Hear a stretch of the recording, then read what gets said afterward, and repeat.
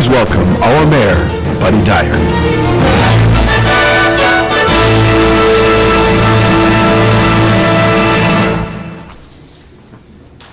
Good afternoon and welcome to the October 7th, 2013 meeting of the Orlando City Council. We're going to begin today's proceeding with the invocation offered by Dr. Jerry D. Owens, Senior Pastor of Joshua Generation Outreach Church, located at 1602 Bruton Boulevard in District 6. Dr. Owens has served as Senior Pastor for 12 years, and he's committed to changing lives and mindsets in this inner city generation. Joshua Generation Outreach Church conducts a community outreach to feed and clothe over 100 people at least once a month. Church also feeds elementary and middle school students every Wednesday.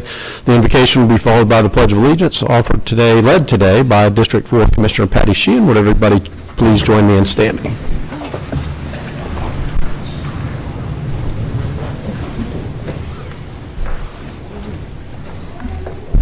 Giving honor to God, to our esteemed mayor, and all of our commissioners. The Lord bless you. Let's bow our heads for prayer. God, we thank you for today. Thank you for our beautiful city that we love. We pray that you bless us, that you continue to shower down your blessings on our city. We pray for our mayor, that you would strengthen him, give him wisdom, bless his family. We pray for each one of our commissioners, that you would bless them, bless their families, give them long life and strength. We pray that you give them wisdom as they govern our great city. And God, we thank you for that wisdom, for the task is great. And Lord, we pray for everyone that is here, that you would cover us and strengthen us, and your hand would be on us as we continue to live lives. And Father, we honor you and we thank you. In your name we pray. Amen. Amen.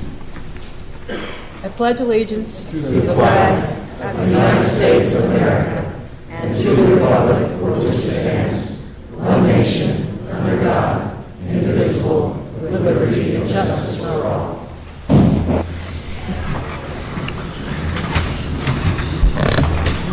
Thank you, Pastor. All right, Madam Clerk, would you please, let's call the meeting to order. Would you call the roll and make a determination of a quorum, please? Commissioner Gray? Here. Commissioner Ortiz? Here. Commissioner Stewart? Here. Commissioner Sheehan? Here. Commissioner Lineham? Commissioner Ings? Here. Mayor Dyer? Here. Mayor, you have a quorum. Thank you, Madam Clerk. First order of business is the consideration of minutes from the agenda review, City Council, and second budget hearing on September the 23rd, 2013. Motion by Commissioner Sheehan, second by Commissioner Stewart. All in favor of the motion indicate so by saying aye. Aye. Aye. Those opposed, the motion carries. All right, we are right into awards and presentations, and Marcia, you have both of them.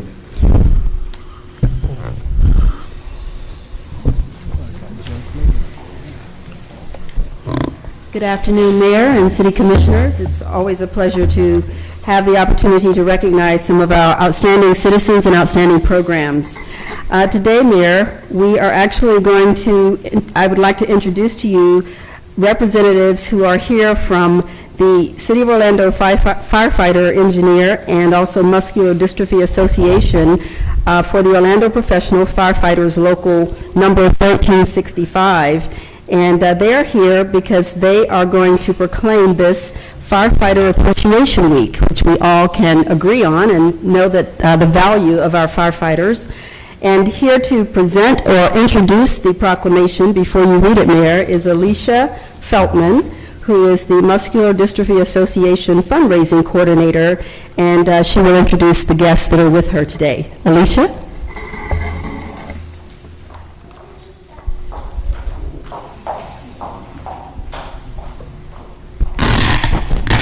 Hello, everyone. It is my honor to be here today on behalf of the Muscular Dystrophy Association, and I feel the best person to really speak to what we do and what the firefighters help us do is a family member. So I'm Colleen and Brendan Labadia. Thank you. Welcome. Thank you for having us. Can you say hello? This is Brendan, and we are here to just give a very heartfelt thank you to the City of Orlando firefighters for raising all of the money that they have this year Can you say thank you, Brent? You waving? Thank you. Unfortunately, Brendan has Duchenne muscular dystrophy. It is a fatal genetic disorder, and the funds raised by the firefighters will go on to help the Muscular Dystrophy Association and family like ours. It will help the MDA clinic that's run out of Nemours Children's Hospital, where Brendan is a patient, and it's nice to know that we have such support behind us in such a dark situation. So from the very bottom of our hearts, we thank you. Thank you. And we appreciate all that you do. Thank you very much. Thank you.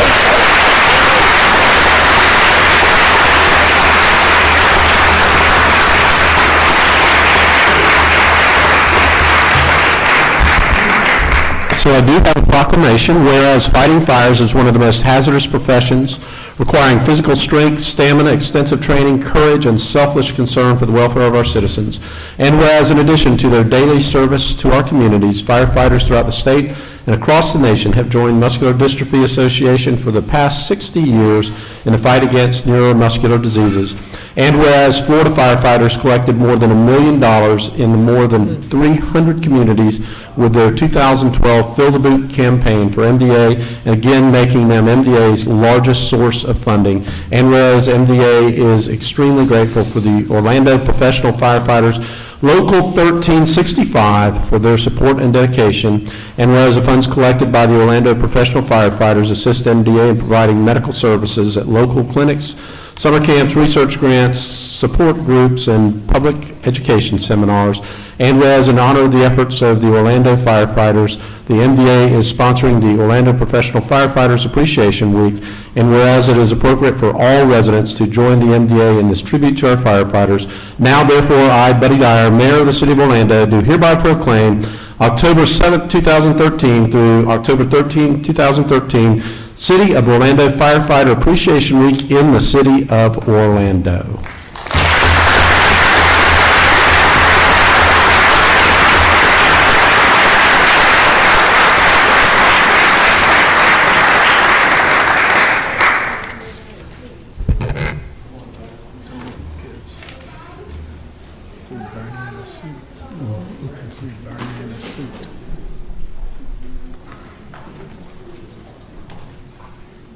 There he is. I like his suit, baby.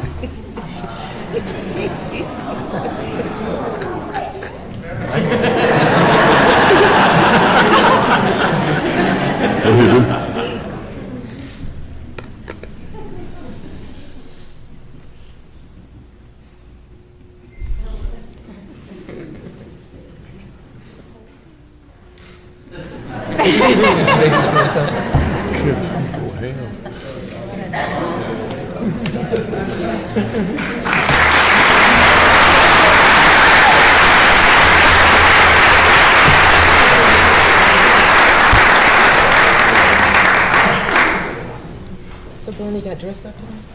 Yes, you did. Good looking. I know.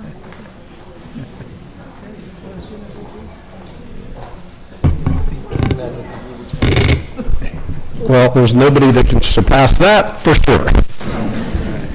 All right, Marcia, you have also, what do we have? Red Ribbon Week. Thank you, Mayor Dyer and City Commissioners and all of our guests here today. It's great to see so many people out. Today we are also recognizing Red Ribbon Week, say that fast, as Mayor Dyer mentioned. And I would like to call on special guests who are here visiting with us, John Guillemay and his wife, Linda, and also Virginia McKenzie, who are here from the Orlando Double Dogs Young Marines. Mr. Guillemay is a retired Marine Corps Sergeant Major who will introduce the proclamation and tell you a little bit more about Red Ribbon Week. John?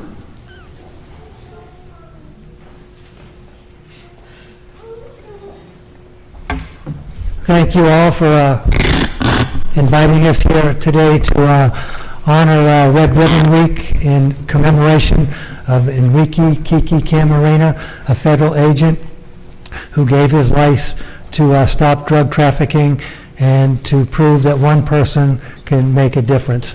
Last year, we also received a proclamation, and we wanted to thank the Honorable Mayor Dyer and the council on the commission here, because your efforts helped us win National Unit of the Year for the whole United States.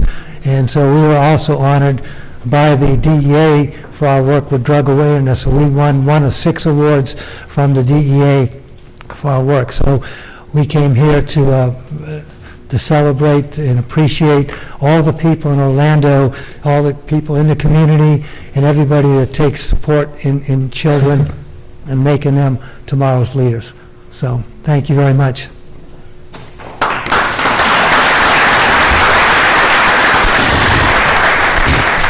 Proclamation, City of Orlando. Whereas communities across America have been plagued by the numerous problems associated with illicit drug use and those that traffic in them, and whereas there is a hope in winning the war on drugs, and that hope lies in education and drug demand reduction, coupled with the hard work and determination of organizations such as the Young Marines of the Marine Corps League to foster a healthy, drug-free lifestyle, and whereas the red ribbon has been chosen as a symbol commemorating the work of Enrique Kiki Camarena, a Drug Enforcement Administration agent who was murdered in the line of duty, and whereas the Red Ribbon Campaign was established by Congress in 1988 to encourage a drug-free lifestyle and involvement in drug prevention and reduction efforts, and whereas October the 23rd through the 31st has been designated National Red Ribbon Week, which encourages Americans to wear a red ribbon to show their support for a drug-free environment.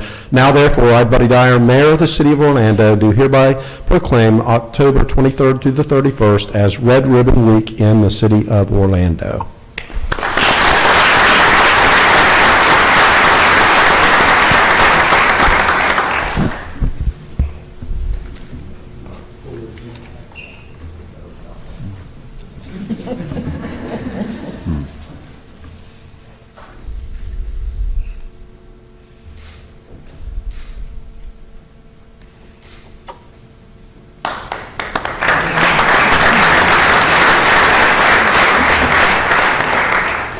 What I'd like to do is present a certificate of appreciation presented to the City of Orlando. Thank you for your time and energy in supporting the Young Marine Red Ribbon Week campaign this year. Your support, time, and effort in issuing a proclamation to the Young Marine Red Ribbon Week campaign, as well as drug awareness, are appreciated by all. Your dedication in supporting the Orlando Devil Dog, Young Marines, as well as the Chief, and your support was instrumental in our year being named National Unit of the Year for 2013-2014. We look forward to your support in our future endeavors to promote drug awareness in the community. We recognize community leaders who take the time to support local youth programs. We will commend your commitment to make today's youth tomorrow's leaders. Thanks for all you do, and remember to keep charging.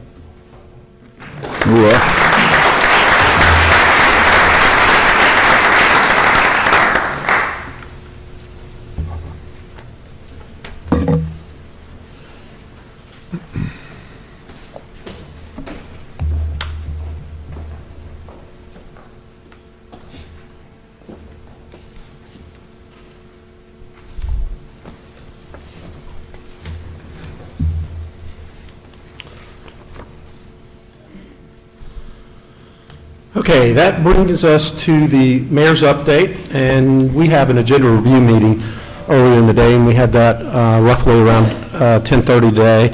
And at the agenda review, we have changed our procedure so that we have an opportunity for the public to address us on any items that are on the consent agenda, and it gives us an opportunity to do any research to follow up on items of that sort. So in the future, if you would like to speak on an item on the consent agenda, you may do that at agenda review. You'll still have the opportunity to make a general appearance at the conclusion of this meeting as well.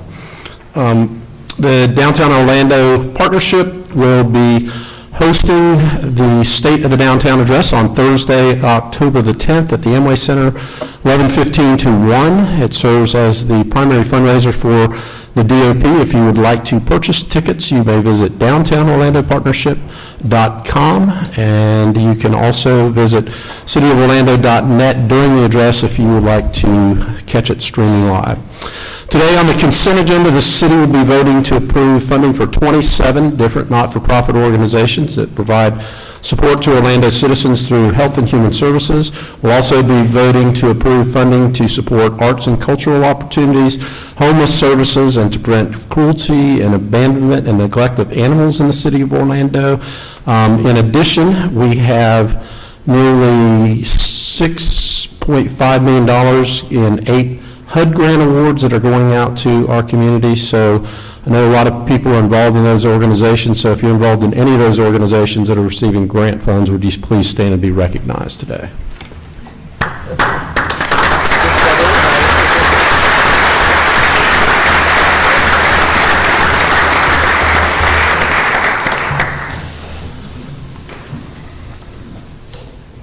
So let's see, a couple of agenda items other than the new business item. We are voting on a QTI proposal that would help us attract even more high-wage, high-quality jobs to the city. Agile Thought, Inc., a software company headquartered in Tampa, is considering expanding its workforce in Orlando and either Chicago or Atlanta. And by approving this resolution, we hope to incentivize the creation of 15 new high-wage jobs in the tech industry. And then we're also approving final plats for Sky House development, which you have seen going up very quickly near the Orange County Courthouse. It's the newest high-rise to add to our skyline. It is nearly 320 units, and nearly 80% of those units are already pre-leased. So the day they open, they're going to be just about at capacity. That just shows more people are choosing to live in downtown. They'll be able to walk from Sky House to catch a soccer match. How about that? Or get on the limo bus.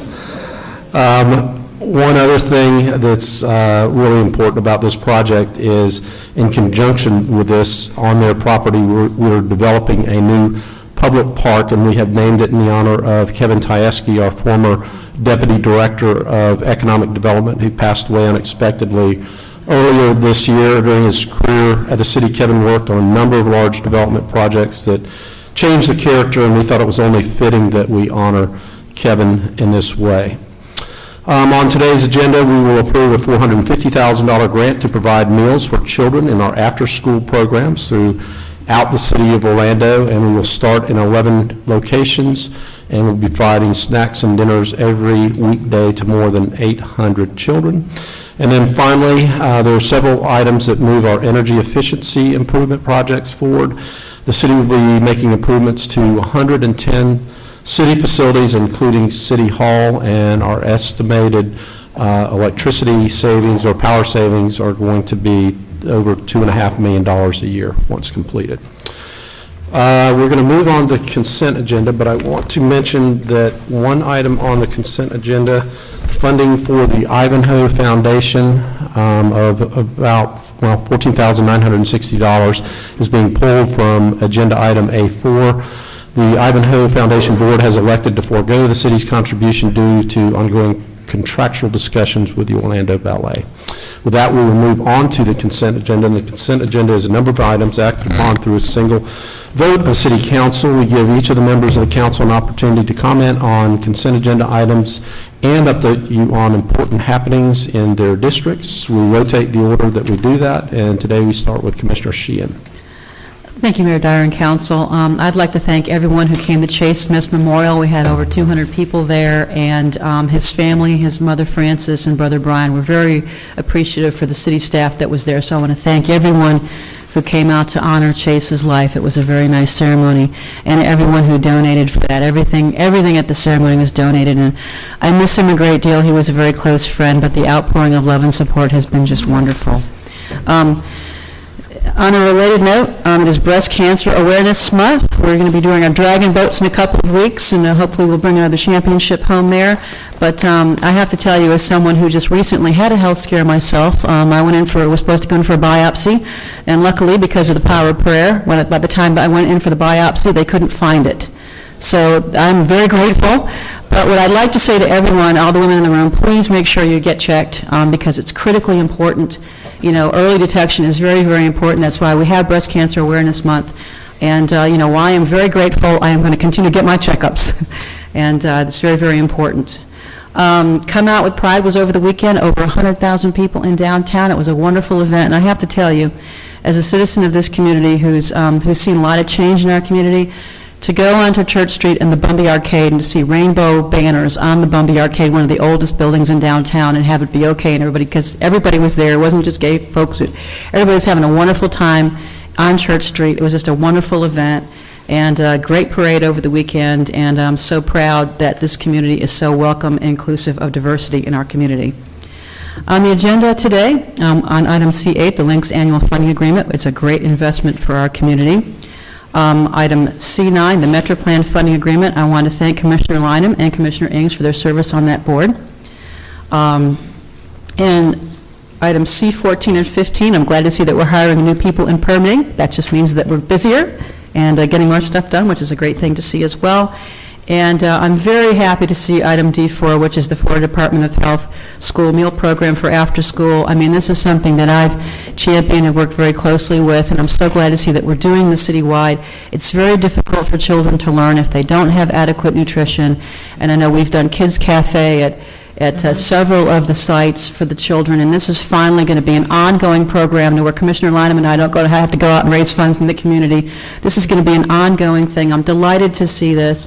I've done it for the kids at Reeves Terrace, and it makes a tremendous amount of difference when the children don't go to school hungry. So I'm just absolutely delighted to see that, and that's all I had, Mayor. Thank you very much. Thank you, Commissioner. We'll move to District 5. Commissioner Lineham. Thank you, Mayor and Council. It's been a great day today. We had a great workshop this morning.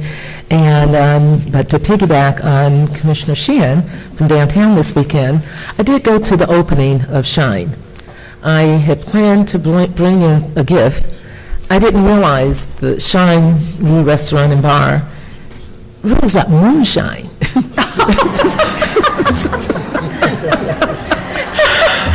Part of my family is from Georgia. I know about moonshine. And it didn't taste like that one. Not that I remember her taste, but I do remember it looked like water. And this one looks like iced tea. It sort of tastes like that, too. I don't know if it's an alcoholic beverage or not. But you really need to go on Wall Street. It's a really neat place. Some mature people passed by, and there were a lot of young people. And the folks, some of my group, the people were like, "It's okay for older people. Look at there." They reported to our whole group. But the owner and the workers were superb, great security. They had the smallest Bartello under the old Angeville, if you know what I mean. It's a great little place to go when you're downtown. I'm downtown once or twice a week. I love going to the theater, going to the movies, and it's a place I will be checking in on. And I do have that flask, so if you see me walking around with it that says Shine, that's my moonshine carry, okay? But I won't have moonshine in it. But it is legal in Tennessee or Kentucky or somewhere, I don't know. But, so enough of Shine. I just want to congratulate them. It's another business opening in Orlando and downtown. We also had a great time on the 28th on Curve Appeal the Block. And the girls know, I call it girl power, Jan Ray Hill, Jody Baez, well, those are the girls and myself, and of course Marcia. We don't count her amongst the main three, but she's a cook, she's a kitchen person, and her daughter, and of course Walter and all of the guys. My favorite person in the city, Sonny Weisenbaker, and all of the guys, Cindy from, she works communications, but I see her out there working the yards all the time. What kind of punishment do y'all put her on? She's always in the community doing something. But we had over 80 kids. We had to go get more food from POP's program. We had, Wells Fargo was the lead this time, and they had city gear with them. Let me tell you, we had tons of garbage to pick up under the 408 and along I-4 and from OBT down to Paramore, Gore to Long Street, and I just want to say a special thanks. You know, Mayor and Council, I never see those people complain in here all the time. Come to work one day. I've been here 15 and a half years. Never seen a show for anything to clean up anything.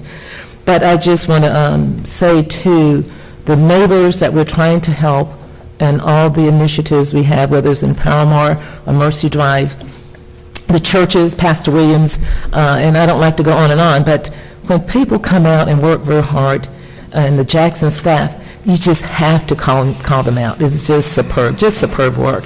And we all lived through it. Nobody died of heat exhaustion or anything. So special thanks. I do want to announce, so many of us who know Kenneth Mitchell, whose 94-year-old mother died last week, and just want to acknowledge it and give people notice about that. He's a strong, young, successful man in our community. And of course, Reverend Caretha Brown is retiring from the Living Joy Ministries. This is a lady who's reached out to abused women and drug-addicted women. I know we've got Harbor House in the house today, and they do a great job, but everything we do has to be layered. There's enough work for everyone to volunteer and do things. You just don't jump up and say, I want to be whoever. You know, to go out and do something in the community, and I love to give these people their kudos. We will be doing a TICO job up in Mercy Drive in the next week or so. TICO has been a main partner, cleaning up corners in Paramore. We planted 27 trees. I was going to talk about that later on another agenda item, along West Washington Street, along with Tommy and John Fish, who works, I'm sorry, I meant to call his name earlier, but these guys really work hard and doing things in a community on Saturdays and early mornings and whatnot. It's just great. But I want to say thanks to Tico Gas. Staghorn Villas, if you saw the paper today, is about to expand the Habitat for Humanities into Ivy Lane. I want to thank Charles Ramdat and Jeremy. We had a great day with Staghorn Villas just a few weeks ago, and some things we're doing there that's going to help make that community more sustainable. So a great thanks to you and all of those city employees whose names I may or may not forget, but sometimes forget to call you out when you do things that are extraordinary. And many of you do things every day, whether you know it or not.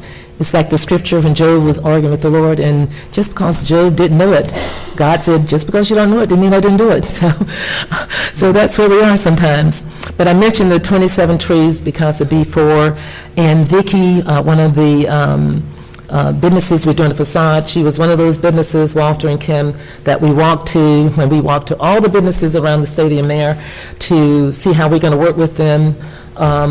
Steve, around the cleanup and the renovation and reconstruction of the stadium. She was one of those businesses right on the corner of Long that we're going to do this for her now. I saw Kim earlier somewhere. So that's great work. And of course, Metro Plan is very, very important to all of us, and we have to congratulate Mayor Dyer. I don't know how many of you went to see the Sunrail trains. I tell you, that was a pretty sight I'd seen over in Winter Park. I know Commissioner Stewart was there, Kathleen Gordon for the school board, but they were like a pretty woman dressed up in yellow and white. That was a great day to see. But I can't wait to ride the trains for the actual trip. So Metro Plan is important to the region, and I want to express my appreciation to Mayor Dyer and Commissioner Eanes again for helping me get elected chair of that great body of men and women who take care of our transportation needs. And I've been a part of it for almost 12 years. It's a great job to do. And C12, Mayor Dyer's already talked about the public park for Sky House, but that in itself is a great opportunity for us downtown to have that open space. And of course, the after-school program, you cannot beat it. So thanks for the applications and the grants that we get. And other people who are interested in grants, whether it's for EPA, whether it's for whatever it is, just go online, find out the grant you want to write, and write it. And if you need assistance and you need support, we'll be glad to support you. Thank you, Mayor. That's it. Thank you, Commissioner. We'll move to District 6, Commissioner Ings. Thank you, Mayor. I'd just like to report that there was a community dialogue about HIV/AIDS here at City Hall on the 9th floor on Saturday, the 28th of September. And this was organized by myself and the CDC, Center for Disease Control out of Atlanta, and also the National Congress of Black Women of Orlando. But Beverly Neal is the chair. Excuse me. And we also had a speaker, Commissioner Alandra Williams from the National Organization of Black County Officials, and she's from Louisiana, and she was here, as well as Marissa Tonelli from the Center for Disease Control. We had lots of members from our community that deal with HIV/AIDS, and they had an opportunity to meet firsthand with these individuals on a national basis who talked about grant opportunities that they can apply for and how easy it is for them to apply for. So we're hoping that our local communities can get more involved, and that the community dialogue can also continue concerning HIV/AIDS. And then I was also on hand on Saturday for the Helping Hand Foundation Trust, and I understand that this was a tribute luncheon honoring Congresswoman Corrine Brown. A life of dedicated, faithful, and committed public service was their theme. The honorary co-chairpersons were the Honorable Mabel Butler, retired Orange County Commissioner and former Orlando City Commissioner for District 6, and the Reverend Dr. Nelson Pender. Our very own Reginald McGill, who is of the Office of the Mayor, Director of Constituent Services, was the chairperson of this event, as well as Verna Gorman, Esquire, who helped with this event. This was a great event. Congresswoman Corrine Brown was not there, but she did get a call in, and she spoke to the crowd from via the phone. So this was a great event that was held at the Rosen Center on that past Saturday. And then also I was at the ribbon cutting ceremony where I co-hosted this particular event with the owner of the Castle Restaurant at 1025 South Orange Blossom Trail. And this business is right across the street from Cowboys and Wendy's on the trail at Gore Street. Thank you, Reginald McGill, for being there on hand, as well as Orlando Police Deputy Chief Charles Robinson, Orlando Fire Department District Chief Hezadine Smith, and Reggie Coleman from Communications here in Orlando, and Officer Tia Pruitt, and also the Haitian Consulate and Faith Cathedral Church off of Powers Drive, Dr. Alma Blair.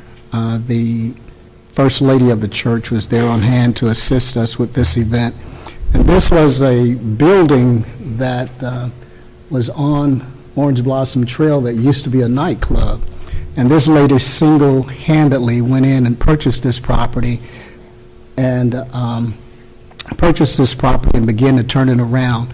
And she's trying to make it into a restaurant as well as a banquet hall. She stated to me one morning, Mayor, at 2 a.m., she came down to check on her property, and she had her huge dog with her, and she said there were some transient people kind of hanging around the property, and just like with a police dog, a K-9 unit, and she kind of moved them along off of her property. So such dedication, and that kind of individual needs our support too. And then also coming up on October 25th is a town hall meeting I'm co-hosting with the Democratic Black Caucus of Florida.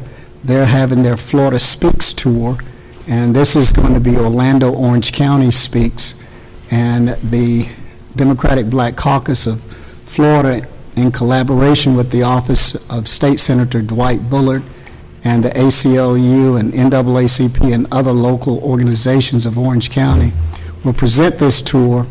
I'm asking people to come out and join me, along with Representative Bruce Anton and Representative Victor Torres. and the Central Florida Black Caucus of local elected officials. This town hall meeting will be held on October 25th from 6 p.m. to 8 p.m. at the Mount Pleasant Missionary Baptist Church at 4077 Prince Hall Boulevard here in Orlando. So this is a listening tour, and those that have concerns are welcome to come and participate. And then also on Friday, October 25th, the Asian Pacific Islander American Public Affairs Association Central Florida chapter will be having their grand opening, and it will be from 6:30 p.m. to 8:30 p.m. at the L. Claudia Allen Senior Center here on Mabel Butler Boulevard in Orlando, and that's in the heart of District 6. So we're inviting people to come out and join the APA Central Florida Chapter Grand Opening Celebration. And their mission is to empower the Asian Pacific Islander Americans in civic and public affairs through education, active participation, and leadership development. And so I will be dropping by there as well. And then on November the 1st, at the Dr. James R. Smith Center, myself and Representative Bruce Anton will be having a fall community job fair. So far, Mayor, we have over 34 different employers that are going to be at the Smith Center, and we're asking other employees to come out and get involved in helping with employment opportunities in our community. And that's going to be Friday, November the 1st, from 10 a.m. to 2 p.m., and at the Dr. James R. Smith Center at 1723 Bruton Boulevard in Orlando. And so we're asking any and everybody that might need a job or know of someone that need a job to come out and participate in this event. And that's all I have. Thank you, Mayor. Thank you, Commissioner. We'll move to District 1, Commissioner Gray. Thank you, Mayor. I have two things real quick. First of all, I would like to echo the Mayor's comments to all of our folks with the not-for-profits that are here. Thank you for what you do. We, as a council, on behalf of the taxpayers, help fund your efforts, but we know it takes a lot of time and talent on your part, so thank you for doing that. Second thing is, I'd like to thank everybody for showing up. It's great to have a full house. Everybody's busy, but your engagement in the process is welcome, so we're glad you're here. Thank you. It's going to be a fun agenda, so with that, I'll pass. Thank you, Commissioner. Commissioner Tony Ortiz. Today I'm going to start. Thank you to all the soccer fans here today. Give yourself a round of applause. This is awesome.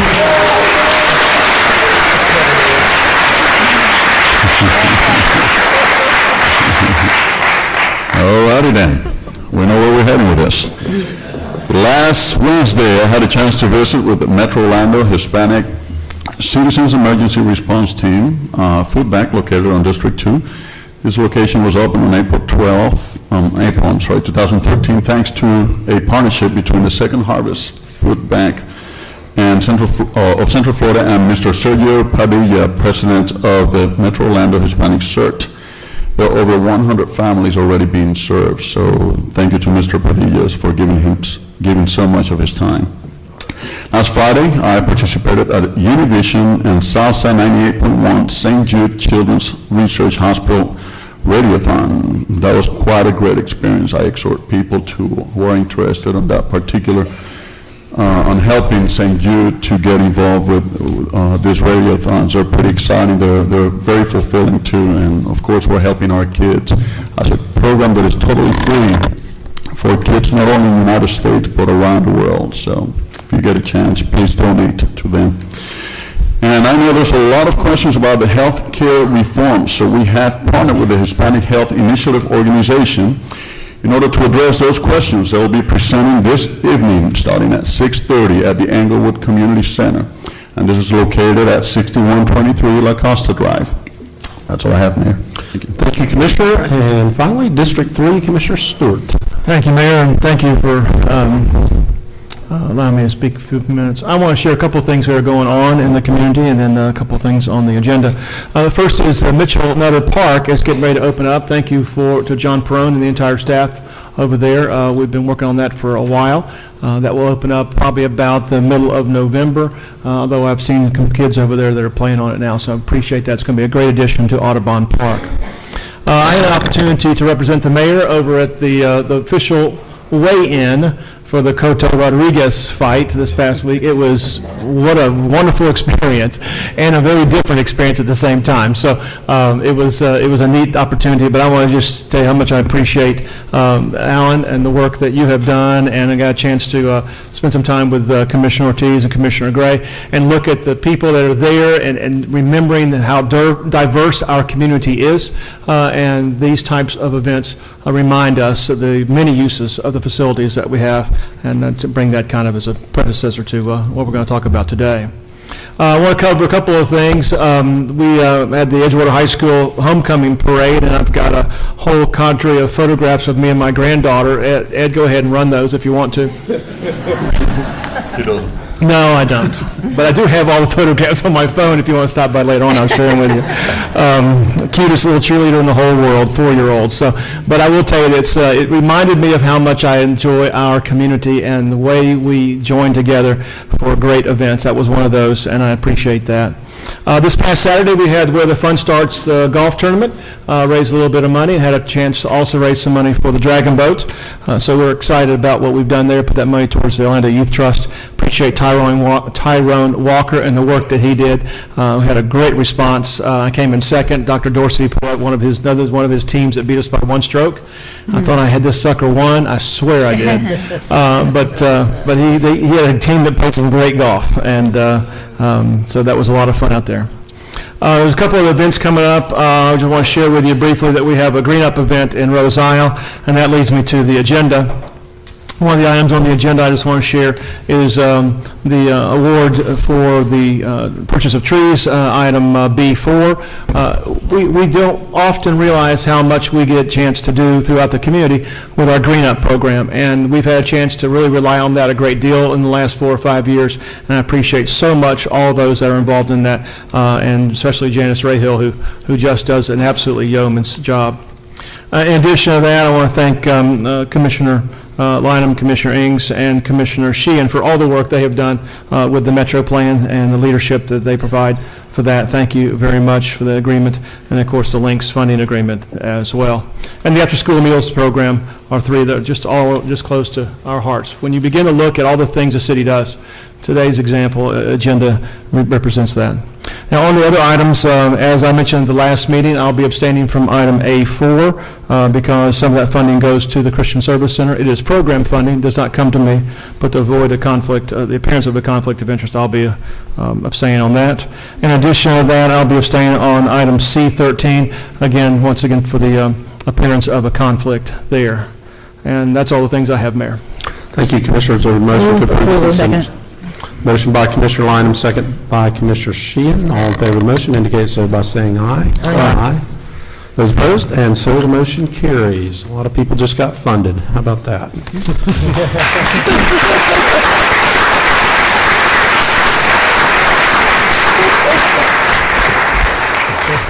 Okay, I am going to skip over the CRA and come back to that. And I'm going to skip over the NID as well and come back to that and go directly to new business. And I'm extremely excited, Commissioners, today to bring an amendment to our community venues interlocal agreement forward that provides for additional funding for Phase 2 of the Dr. Phillips Performing Arts Center. It provides some additional funding to make sure that we have everything that we want to have in the renovation to the Florida Citrus Bowl, and it also adds a new venue to our menu of facilities and amenities that we have in the city of Orlando, an MLS-ready soccer stadium, and we've already seen the great impact that these types of venues can have in our community.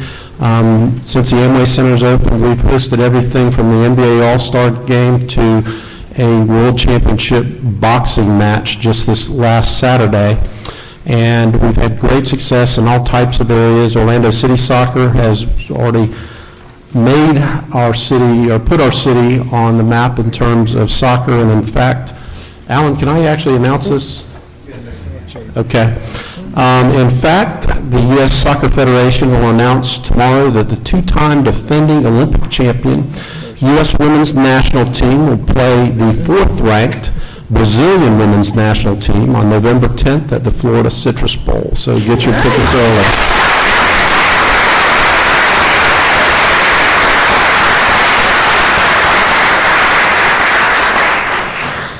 right, Rebecca, you can pop back up there. So we're going to have a presentation from Rebecca and then short presentations from each of our venues partners. A couple of weeks ago, we had more extensive presentations from each of them. So we just want to reiterate exactly what we're doing and the purpose of the additional funding here today. Rebecca? Okay, thank you. Thank you, Mayor, Commissioners. Okay. What we want to do today is to go over just some of the points that we're going to find in the documents that were attached to this particular Rebecca, it's agenda Commissioner item. Stewart's pictures. Yes. No, I'm kidding. I got them right here. Okay, you had me there. You had me going. All right. I was worried about the AV, and then you just took it right there. All right. Attention, it's all good now. All right, so we are now on Amendment 3. If you recall, Amendment 1 occurred almost at the very same time that the original agreement did, and then Amendment 2 was last summer.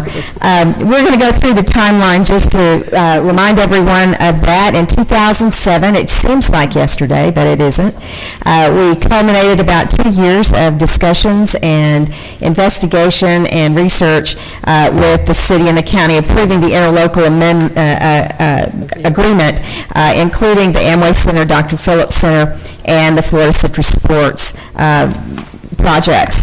Then last summer in July, we amended the interlocal to allow for the design to begin on the Florida Citrus Bowl immediately.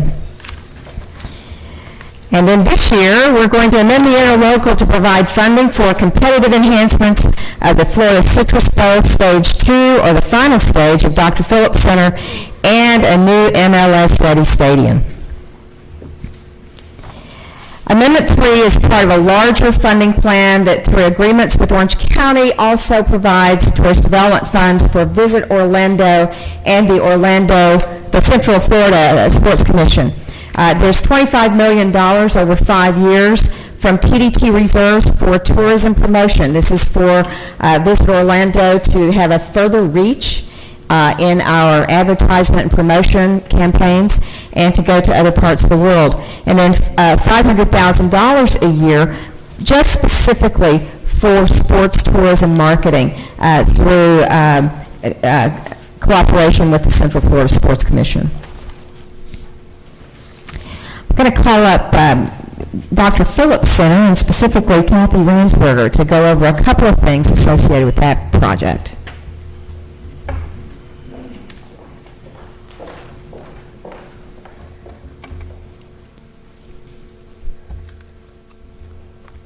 Good afternoon, Mayor and Commissioners. It's always a pleasure to be here to present the project to you as it grows across the street. It's taking shape. I think you see it almost every day, and it's a remarkable piece of architecture, but what's happening from in and within the center is, I think, is going to be really telling for the community. All of these projects are very important, and they're historical projects, and today what we're going to do is we're just going to take through your actions one step closer. It's also another great moment in the history of the project. In 2014, in the fall, we're actually going to open the first phase of the center, and it's going to be highlighting Broadway across America, and Florida Theatrical. And I want to thank Ron Legler for being here today and such a strong support of the project. Also, what happens is, as we get closer to the project, the reality of the completion, just in the impact in the community, is significant. I'll touch base on that.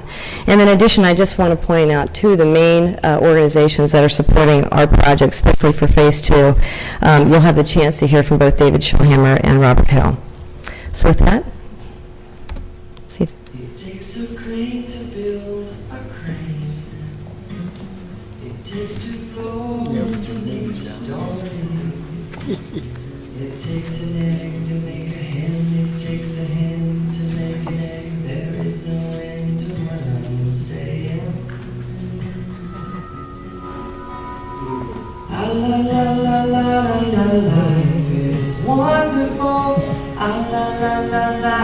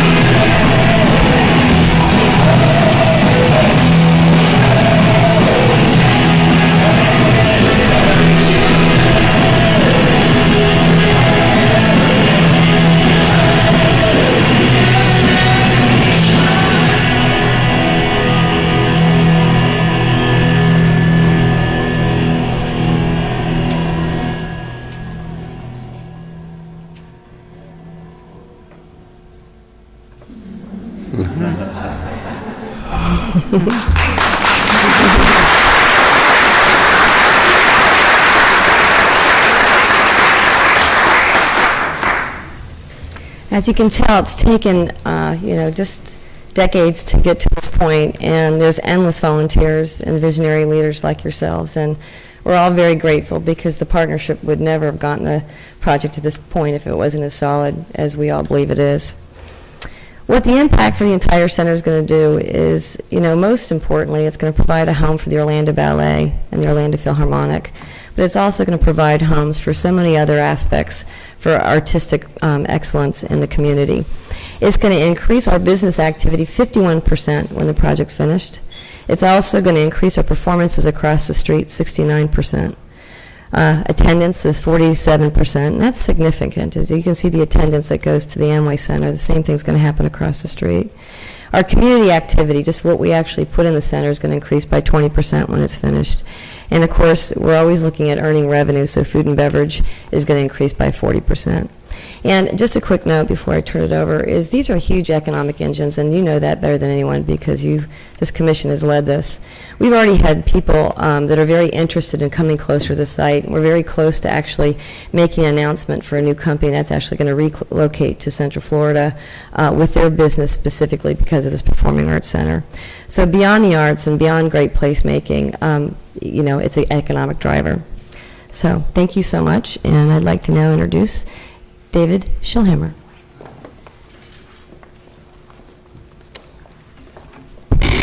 Good afternoon, Mayor Dyer and members of the City Council. On behalf of the Orlando Philharmonic Orchestra, I want to continue to thank you for all the work that you do to make Orlando a great place to live and to work, especially in including your support of our cultural community, and in particular today, your efforts toward the Dr. Phillips Center for the Performing Arts. I promise to be brief, but I want to share with you that each and every time I am in the Bob Carr Performing Arts Center, I stop by and pay homage to the plaque on the wall that was first placed at the time of the opening. The year was 1927, and our vintage and venerable Bob Carr is fast approaching its 100th birthday. One can only imagine the politics of the day, but I'm pretty sure they pale in comparison to the challenges that modern-day politicians face in assembling large-scale projects such as the one we're discussing.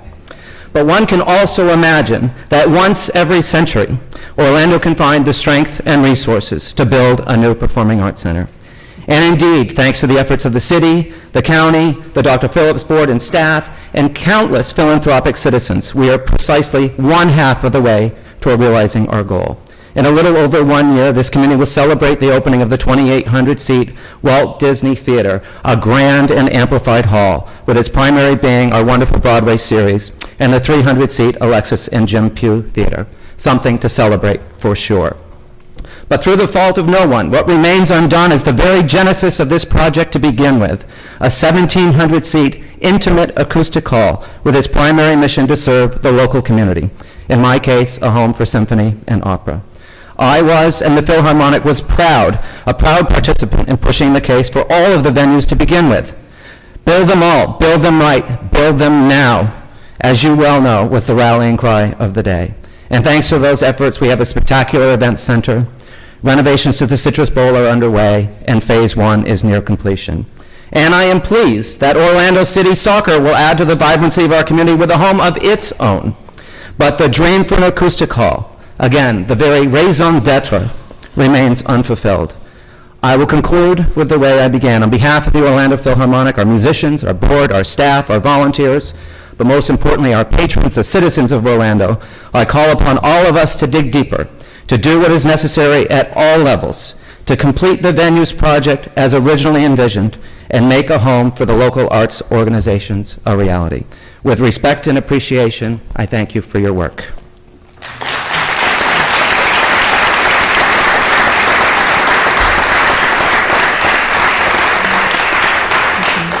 Robert Hill, the Artistic Director of the Orlando Ballet. Mr. Mayor, Commissioners, it is an honor to be here. 5 years ago, I moved to Orlando from New York City to become the Artistic Director of the Orlando Ballet, and a very, very big part of the reason why I decided to do that was because of this Performing Arts Center was going to become a reality. All great cities have great performing arts centers, opera houses, sports clubs, sports teams. It's all part of how we live and why we want to continue to grow. The other reason was my father, who lives out in Rockledge, said to me, Bob, that Buddy Dyer, every time you turn around, he's doing another initiative. That city is going places. So you have the endorsement of my father, and he's a great, great, great man. I'm very happy, and that's met with total affection and respect. I also very, very much look forward to the Orlando Ballet being the resident ballet company of this center. Thank you, Jim, Kathy, Sybil, and everybody else who's done such great work to make this happen. Thank you very much for your time.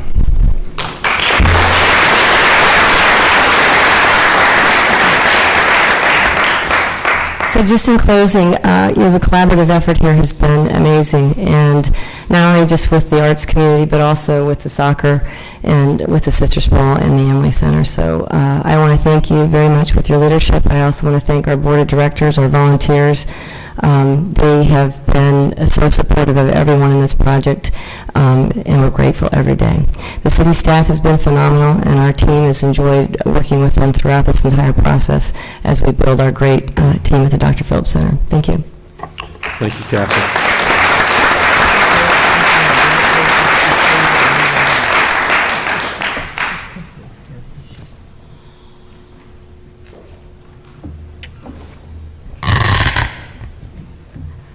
The venue breakdown, the venue TDT funding breakdown for Dr. Phillips Center is an additional $25 million to offset the necessary philanthropic donations that would be needed to get the final stage underway. It will be available to the project once the remaining philanthropic donations are pledged, as well as when those pledges are secured such that the city can approve the method of security and as well have cash available for project needs. So as soon as that's done, then we can move forward. There are some deadlines in the agreement. These things must be done by January 31st, 2015. But we have every expectation that will be done by then, if not before then, and we'll be able to move forward with the final stage of the Performing Arts Center. The next item that we want to show is the Florida Citrus Bowl, and I think Steve Hogan is going to come up and speak on that.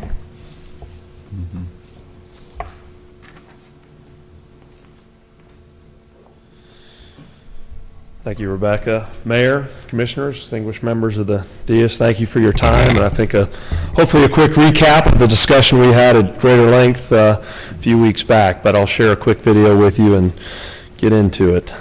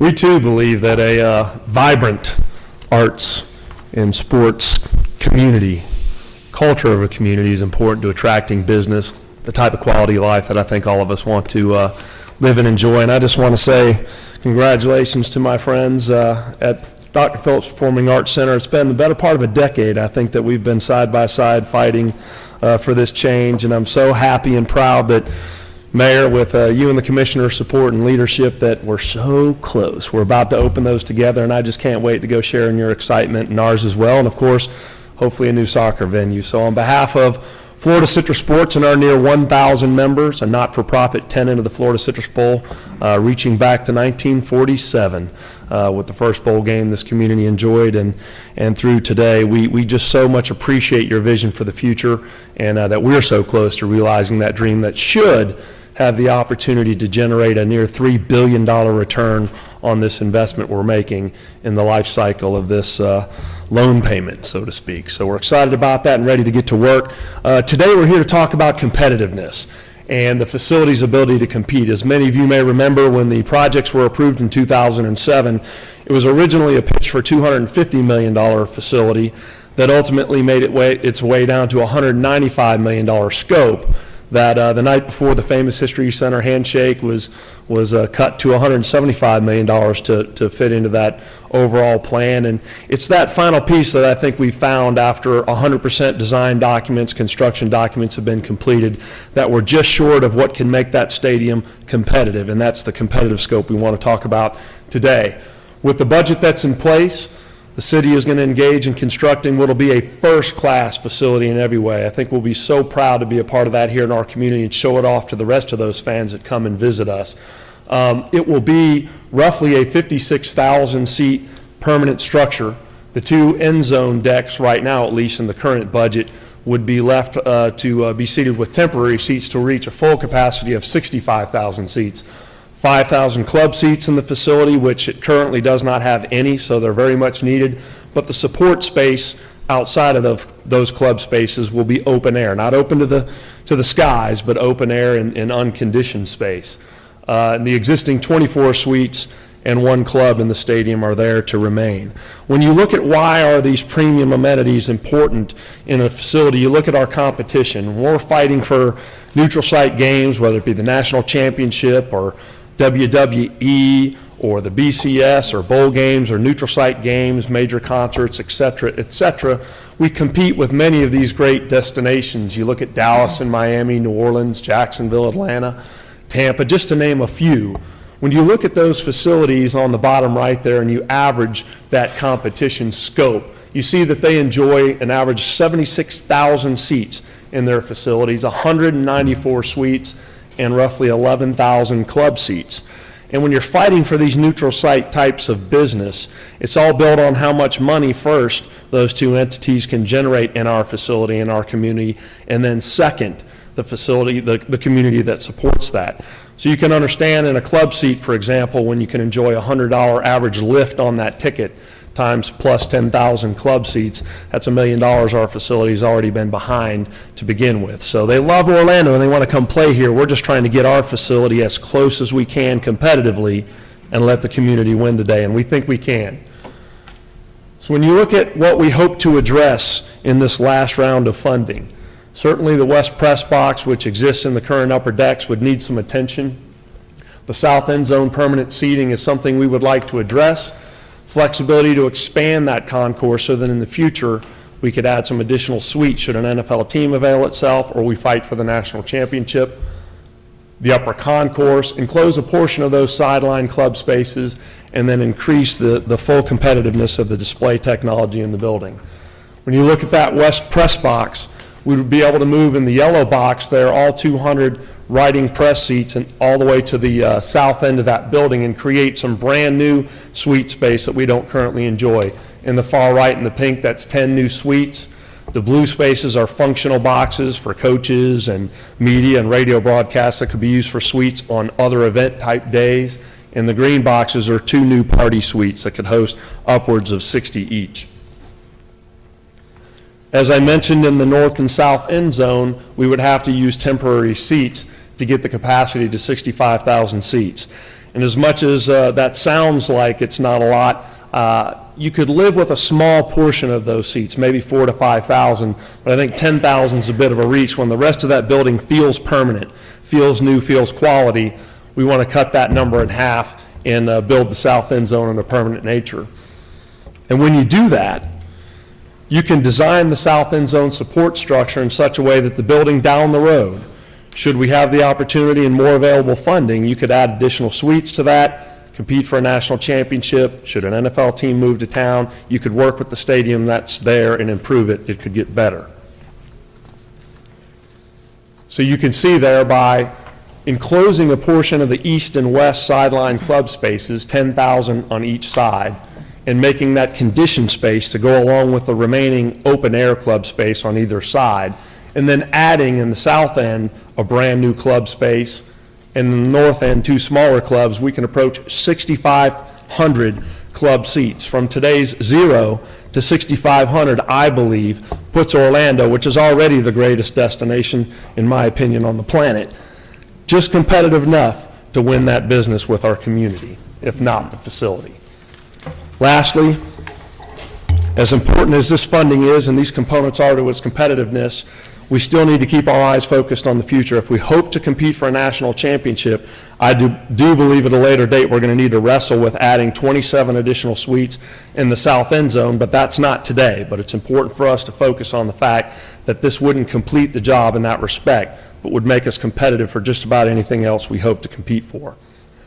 For that, the entire project would be an additional $18 million investment, Mayor, and we are proud as a tenant of the facility, a not-for-profit tenant of the facility, go raise $6 million of that, and the county would match that 2-for-1 with $12 million to accomplish the $18 million budget. So we appreciate your support.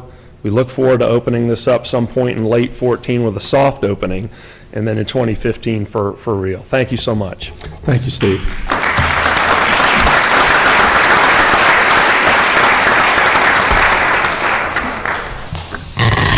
And just to summarize one more time, with these additional enhancements, it's making our stadium even more competitive and giving us the opportunity to bid for national and international events that we have not yet been able to bid on.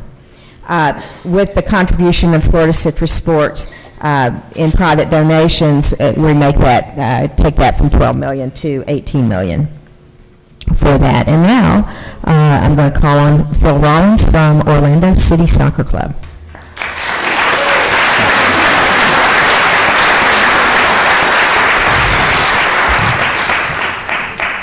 Mayor, Commissioners, good afternoon. I just want to say, just before we begin here, it's just been my pleasure to work with city staff on this project for the last few months. I just want to say, through you, a special thank you to the staff of the city, because they've been outstanding to work with. We appreciate them very, very much. It's been my great pleasure as well to work with Steve at Florida Citrus Sports, and also with Kathy and the team at DPAC, and I wish them the very best of success. It struck me, as I was listening to Kathy's presentation, that it'd be quite good to have a performance of the Orlando City supporters section at some point at one of the stages in the new DPAC. So we'll work on that with them. But I'm here this afternoon to talk about Orlando City Soccer and the opportunity that we have for the great city of Orlando. So let's do that. First of all, who are we? We currently play in the USL Pro. You can think of us, if you will, as a minor league team akin to a AAA baseball team, although we don't have a farm system as they do in baseball, but that's the level we play at today. We've been quite successful at that level, as you can see from the floor in front of you. We have our 4 most significant trophies here on display today, winning the 2011 regular season title, the 2011 league championship, the 2012 regular season title, and the 2013 league championship. So it's been quite a successful 3 years since we first launched in Orlando. But not only has it been a successful few years on the field, it's been a tremendously successful 3 years off the field.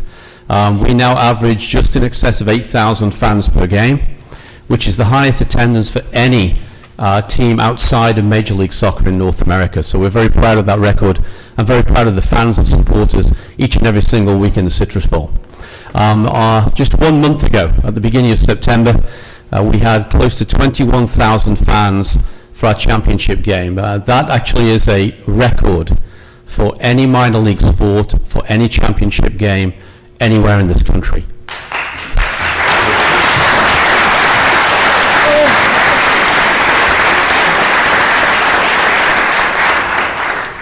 I think the attendance that night just spoke to the potential and the future, the great future we have here for a Major League Soccer team in this city.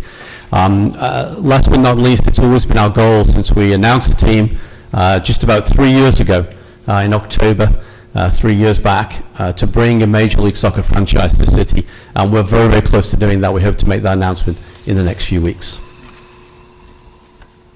Of course, with your support. So what's our opportunity? The opportunity is really outlined in the purple quadrant at the bottom right-hand corner of the map here. Major League Soccer has a vacuum. There's no team south of Washington, D.C. or east of Houston. That's a vacuum that they've been very talkative, very open, very communicative about filling. They've been talking about that for the last couple of years. We've been in dialogue for nearly 3 years with them about that opportunity. Major League Soccer announced in July that we would place an absolute maximum of 4 teams in the league, 4 more expansion teams between now and the end of the decade. We aim to be the first of those 4. We aim to take that franchise off the table in the next few months and leave the other 3 to fight amongst themselves for it. But to put a new Major League Soccer franchise and the second professional Major League franchise in this city before the end of this year. So what are the requirements to do that? We met with Major League Soccer about 3 years ago. And that very initial visit, meeting together, I asked them to give us a roadmap, and they gave us 3 very clear indications of what we needed to do. First of all, they said, prove the marketplace. We've done that. We have the best attending minor league team outside of the major leagues. 21,000 people for the championship.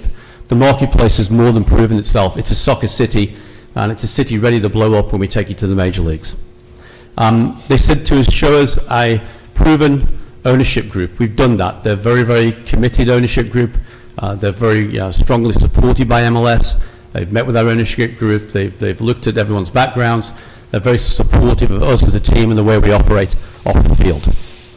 The last but not least component of this was a MLS-compliant stadium. A soccer-specific stadium, if you will, something between 18 and 25,000 in scope, with a grass field, covered stands to keep the fans out of the weather and also to keep the noise and the excitement in, and in a downtown urban location. Those were the checkpoints we had to meet, and with your help and your support today, we'll meet those. The location of the stadium is a fantastic one. In my opinion, there isn't a better one in the MLS. But this is a critical last step. If we don't get this step in place, then we can't bring a Major League Soccer team here to Orlando.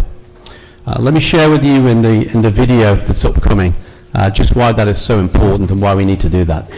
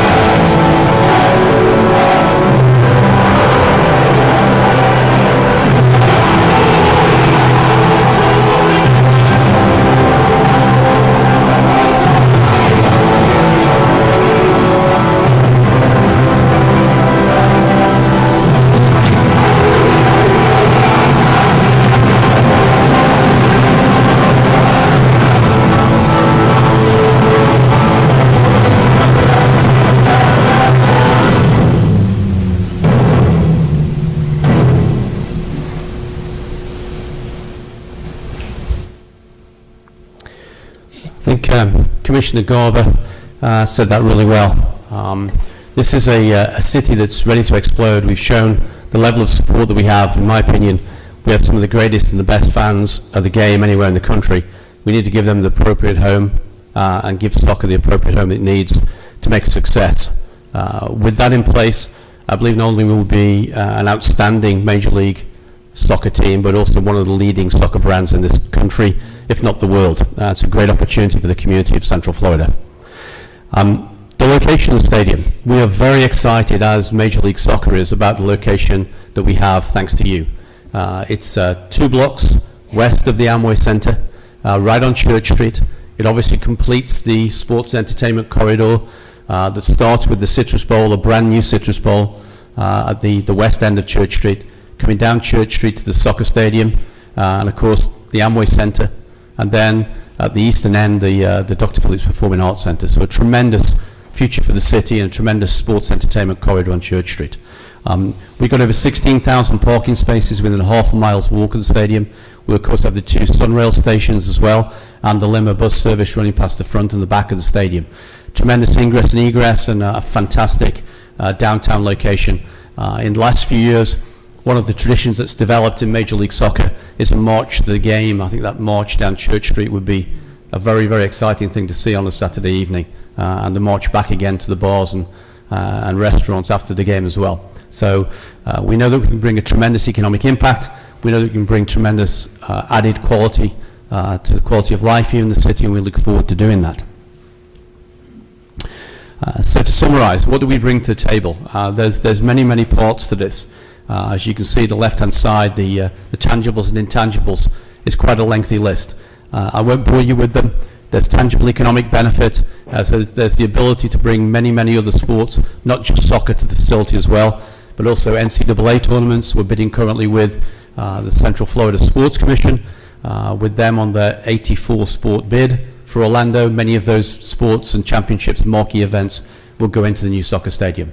Along with that, the increased visitation, and of course, as the Mayor mentioned just before the meeting began, or the presentations began, the opportunity to bring games like the U.S. Women's National Team that we'll bring to the Citrus Bowl in a few weeks' time. So, tremendous opportunity for the city, tremendous opportunity to add not only to the quality of life here, but also to the coffers and the economic impact that can all bring. What we request is that you'll pass the requisite piece of legislation to help us use the $20 million in choice development tax to help us build out the stadium. The team's commitment is to bring more than $100 million, $110 million to the table in the form of support for the stadium, and also, of course, the franchise fee for Major League Soccer. Thank you. Thank you, Phil.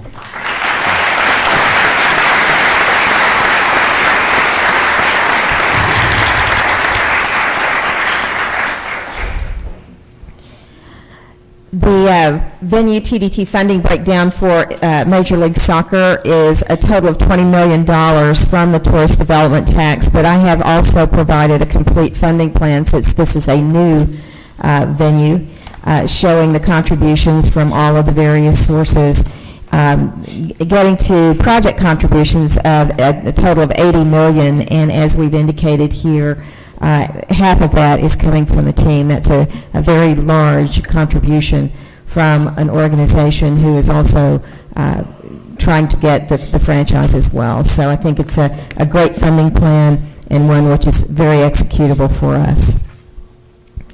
With regard to construction, I think in the construction arena, it's very important for it to be noted that construction cost overruns are being assumed by the team.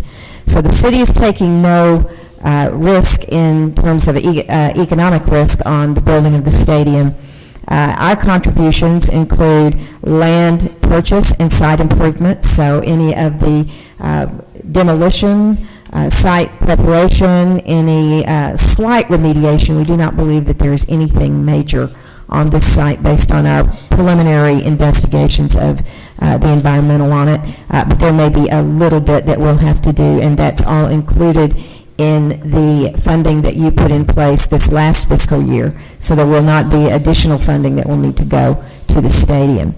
The owner direct purchasing and investment income is something that we do on all of our projects with the cooperation of the venues partners, and that is that we do issue city purchase orders for the materials that go into these buildings, and so as a result we can use our tax exemption, since the city will be owning the building at the end, and this then helps us to keep the cost net of any kind of sales tax on it. And then we do the typical kind of investment process that we do for all of our idle funds here at the city for the project funds for the stadium as well. And that will help to produce some investment income that then provides some additional funding for the stadium. The city will own the stadium, will oversee the construction, and operate the facility. And then finally, there is a commitment to the blueprint on this, just as there are on all of our venues projects. And we'll continue to have the success that we've had as we've gone through the projects from the perspective of our blueprint. And at this point, I'm going to turn this over to Alan Johnson. He is more expert than I am at the operation of these venues. So I'm going to let him take the presentation from here.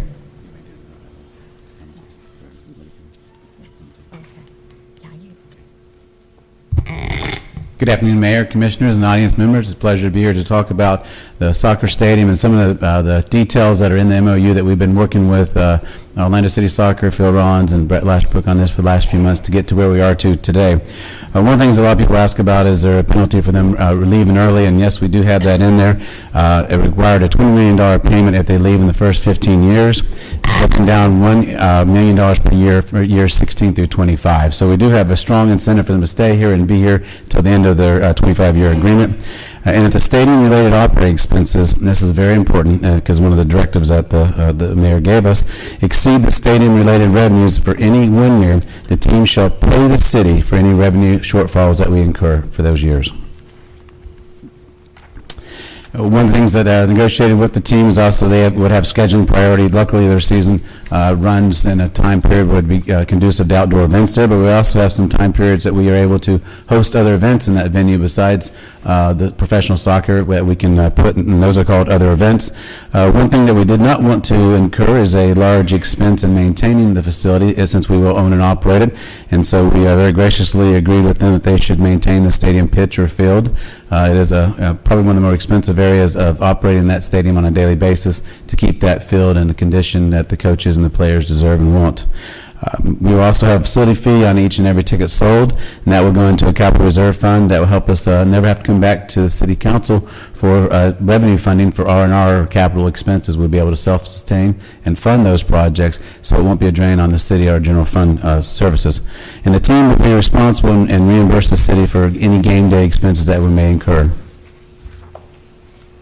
In exchange, ticket revenues for the games, the soccer games, the MLS games, go to the team. They also have the exclusive right to sell suites, loges, and other premium areas, and to market those for other events, and they get to retain 100% from those revenues. And they also will be able to operate, hopefully on a daily basis, a retail store within the stadium. The city will be responsible for selection of the concessionaire. We'll have advice and input from the soccer team. The team will retain 100% of any of the net commissions paid by the service provider during team events and games. The city will retain 100% for all other events. The team has the right to sell and retain revenue from permanent stadium advertising as well as sponsorships, and they will have the right to sell and retain 100% of the naming rights revenue. And now I turn back to Rebecca. In summary, the requested action that we have today is for the city council to have a single item that's included in new business with a single vote from you that considers the following. The first is the MLS Soccer MOU, Florida Citrus Sports Agreement Amendment Number 1, our Dr. Phillips Center Agreement Amendment Number 6, and the interlocal amendment, amendment number 3, including a revision of Exhibit C.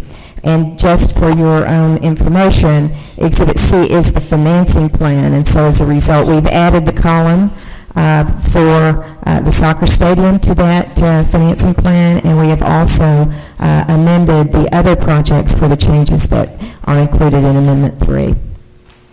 The second action that we're asking is a vote of the CRA, and this will be as the mayor convenes the CRA later, to adopt the agreements. However, there are no new obligations for the CRA in this. This is solely an administrative aspect because the CRA is a signatory on these agreements. And then finally, we're requesting the authority to execute an amended and restated interlocal agreement. These agreements are going to be around a very long time. And so as a result, to make it very readable and usable and not have any questions about it, we're going to put all of these amendments together. There'll be no substantive change in that final amended and restated agreement, but we would like to do that to make those that follow us have a little easier time with the agreements. And with that, I'll take any questions, Mayor. Okay, let's just start, if you have questions, and acknowledging that we had a pretty thorough workshop, and I know that each of you have been briefed up by the venue partners as well as city staff. So just questions for Rebecca before we get into discussion. Any questions? Then I'll accept a motion that would consider the first item, which is the approval of the MLS soccer MOU. Second. Florida Citrus Sports Amendment Number 1, DPAC Amendment 6, and Interlocal Agreement Amendment 3 with the authority to execute an amended and restated interlocal agreement. Motion by Commissioner Lineham, second by Commissioner Stewart. Okay, I have 3 people that have signed up to speak, so I will take that public testimony at this point. So we have Donovan Roper, Glendy Hamilton, and then Lawana Gelzer. So Donovan. Thank you. Donovan Roper, 116 North Park Avenue, Popka, Florida. I'll keep it brief. You folks have been here a while. I come to you today not only as a firm and fervent supporter of Orlando City Soccer, but also as a small business owner in Apopka. I think that the numbers that have been given to you by the soccer club speak for themselves. Otherwise, Seminole County and their Board of County Commissioners would not have contributed $2 million over several years for that prospect.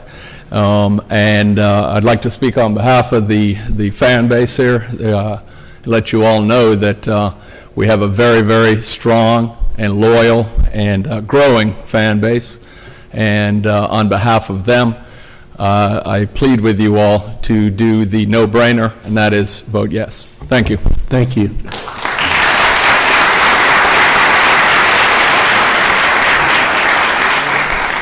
Glendy Hamilton.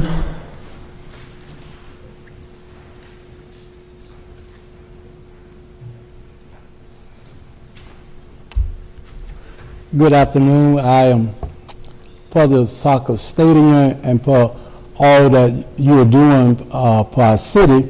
I'm just here to remind you that the Word of God says, the wicked flee where no man pursueth, and that's why we need those surveillance cameras, because as you are bringing so many good things to our city, we just want the city beautiful to be protected. So I'm just that little thorn in your flesh until we get our surveillance cameras, because we do have an agenda at Harvest Baptist Church to develop more and more good people in our community. I know Commissioner Daisy know that, but I'm just your unofficial commissioner. Thank you. Help is on the way. Mayor and council, you know we see the pastor quite often, but Chief, help is on the way, right? Yes, yes, yes. Pastor. I feel that thorn all Yeah. We're working on that, and yeah, I don't know if you heard what the chief said, but he said that thorn's pretty deep in his side. All right.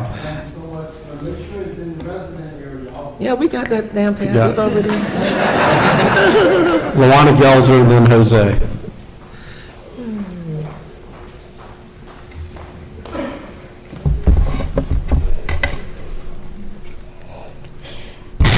Lawana Gelzer, 7674 St. Stevenson Court, Orlando, zip 32835. I'm here today to say I will not turn a blind eye on what the city of Orlando is doing to the residents in the Paramount community and the surrounding community. I have an economics and mathematical background. I understand economic development. I have a problem when it's on the backs of individuals who have been waiting year after year for unkept promises. I have done some additional research with some other individuals, and we're concerned about a small statement that we went over, proof of protection. Proof of protection, the land. I'm sorry I can't do the presentation that you want, but I was here before. The overview map 3178029.1S is the map that I was talking about. The land in Paramore, especially 474 lots, are contaminated. We're concerned that you're with proof of protection, and that in an email that I recently received, because we've been doing a lot of public requests, that is there really a such thing? When the email went from Sutton to Commissioner Stewart saying is there generally no protection on a sale? Proof of protection. My concern is that every type of anything brownfield with the EPA, the super funds, is to go to clean up areas where you're proposing to do new development. My concern is the residents in the Paramore community. When will the residents have their land cleaned up? When will they be provided a better map of the contamination of the 475 lots? When will we be considered? Once again, I have no problem with economic development. I have a problem with, when I do my research, we give money to those who are on the top echelon financial. You can build your own soccer stadium. Calling it a public venue is great play on words, but that's not fair to the community. So I'm going to say over and over again, oh, God, I forgot one thing. You mentioned the blueprint, and that's the plan for jobs. That's wonderful. But based on our research, unless it's changing, it's going to get defunded after 2014. So if these projects are supposed to be going on 2015, 2016, can you look into probably funding that again? Because you have proposed to defund it after this fiscal year, this financial year. So February 25th, 2013, the city says in their emails that you amended the budget to buy the soccer land, the proposed soccer land. The city commissioner gave the city a blank check for Buddy Dyer's Buddies, issued by the Orlando City Council, for a soccer stadium land purchase from the city internal loan funds.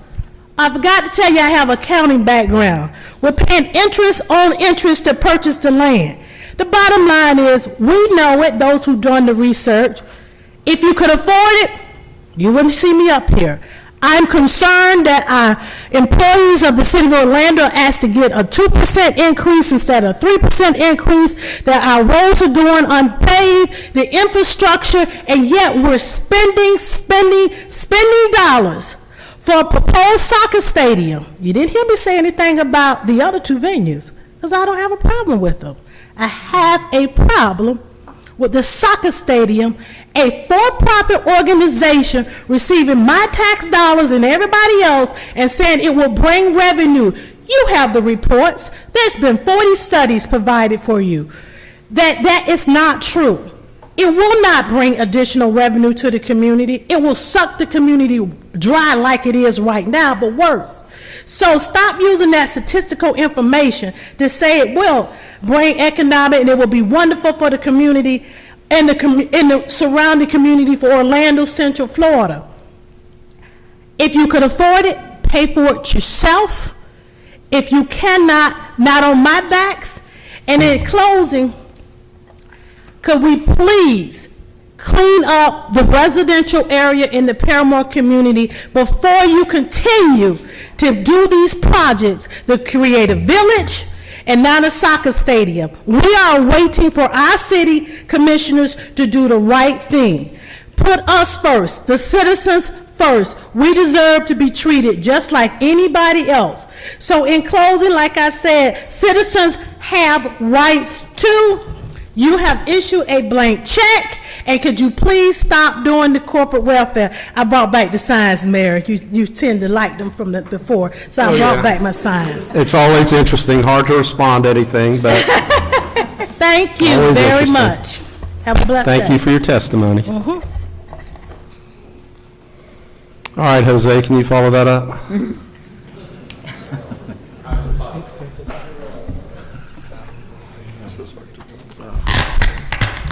Yeah. Good afternoon, everybody. You know, I love you. You're doing a good job, but the reality is not like that. The reality is that in the last 3 years, we are moving on.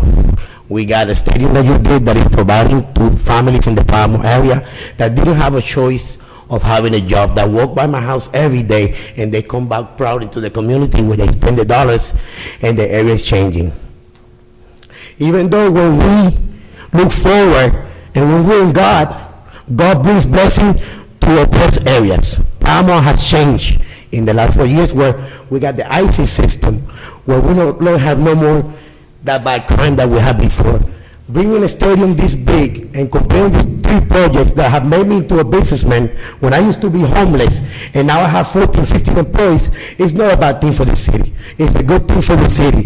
And when I see people like you working hard, so I can go and spend my money in the supermarket, and I see the little kids eating ice cream in 2 scoops, then I know you're doing a good job. So the reality is the reality. And if we don't bring everybody together in this and we're apart, we're never going to get nowhere. So that's my testimony today. I thank you for the boxing match. That was excellent. And I think I hope because we have very good revenue. I know what we're talking about, but this city's on the uprise and nobody's going to shine it down, because this is the great city and we're here for the long run. And that's my testimony today. You have a good day. Thank you, Jose.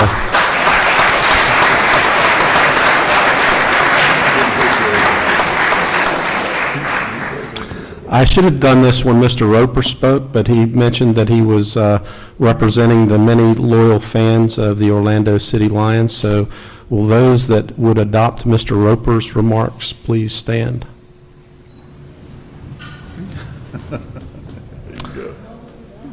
Thank you.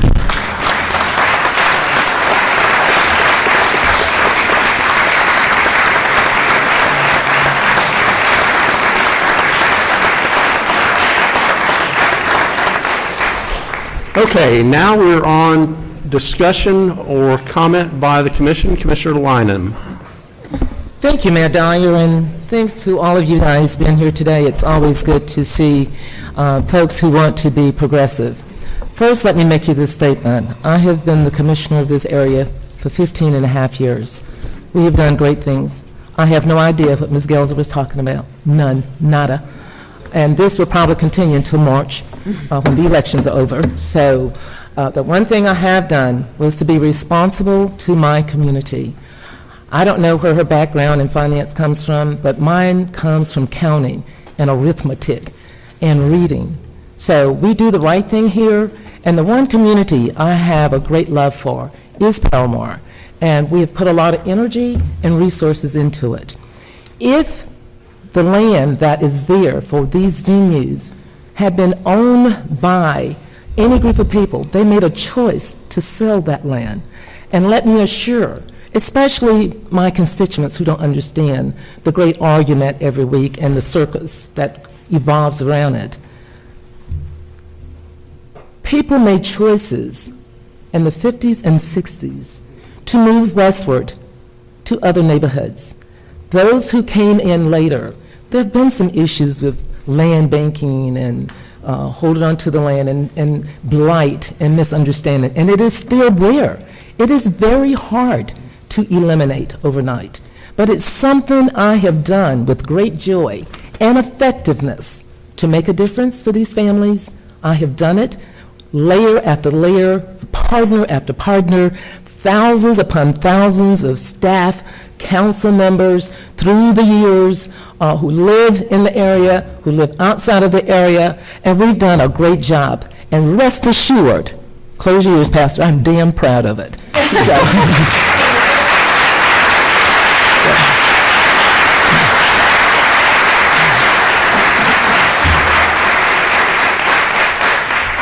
Only thing I ask is people who want to come and make comments, they can say anything they want, whether they lie, cheat, or steal.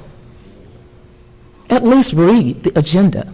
at least read and take for granted. Some of us have an IQ over 30, period. So we do a great job here. We don't do a perfect job, but we do a great job. I just need the future Major League Soccer owners and players or whoever you are, investors, to know that as a commissioner, I have different people in my district. It is a very complex district, but I do a good job. I do a great job. I do a job well done, and I do not pay attention to the foolishness that comes in here every week that there's a council, period. If there's contaminated land, I will be the first to know, and I will absolutely take care of my constituents. So I don't know what the circus is about this week, but it has no foundation. Thank you very much.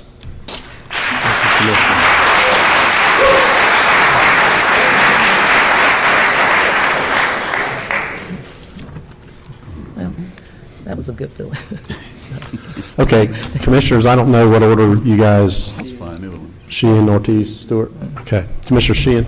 Well, thank you, Mayor, and it's hard to argue with Jose's 2 scoops of ice cream. I think that's the best thing I've heard all day. I've been a long-time supporter, of course, of DPAC. I mean, when I first came here, I tell the story about when I was a little kid. I came here from Cleveland, where I had gone to see the Cleveland Symphony Orchestra play in Preservation Hall, and how amazing an experience that was, and it actually changed my life and introduced me to classical music, because that's not something that we played in my household when I grew up, and what a difference that made in my life, and how we moved here and I watched a very small symphony play in the Sanford Civic Center on terrazzo floors, and I thought I died and gone to hell. Pardon me, Pastor. And, these grand halls and amazing places, and, they're going to be open to everyone, and these are experiences that you just don't get every day. And, and the Citrus Bowl, that's something for everybody. That's for Joe Six-Pack, Monster Trucks, and everybody else, I mean, this actually includes something for everyone, and to be able to include Major League Soccer now, I mean, I know y'all can't tell how I'm going to vote.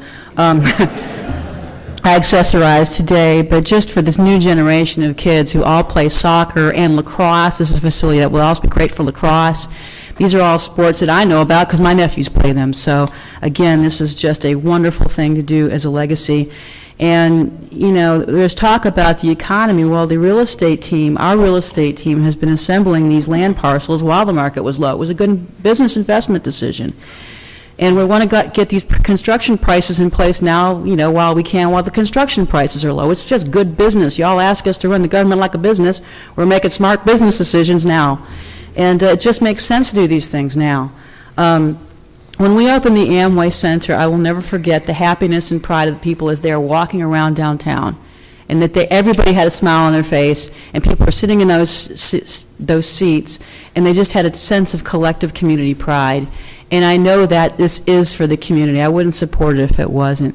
These are, again, wonderful investments. I'm so incredibly proud and pleased to be able to serve on the Orlando City Council with a visionary mayor and council who is doing things that are going to be a legacy forever. And Mayor Dyer, thank you for your leadership and council. I certainly hope that we approve these today, because these are things that we're going to be able to look back on and tell our, my nephew's grandkids, which is going to be pretty cool. So thank you for this opportunity. Thank you for all your leadership in the business community, for everything that y'all have done, and raising money and funds. I know it hasn't been easy, especially with this, economy, but these are investments in our community we can all be very, very proud of. Thank you, Mayor. Thank you, Commissioner.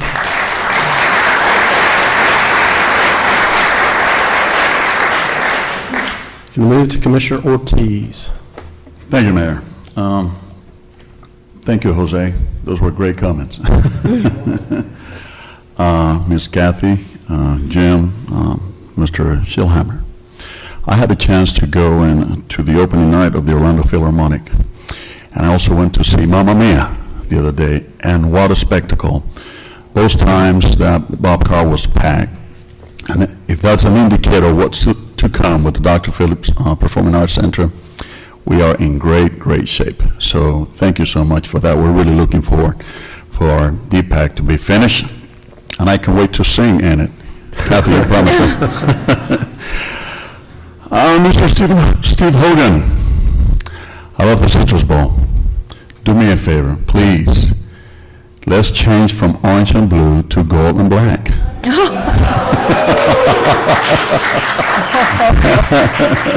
I know the mayor's looking at me like that is not happening.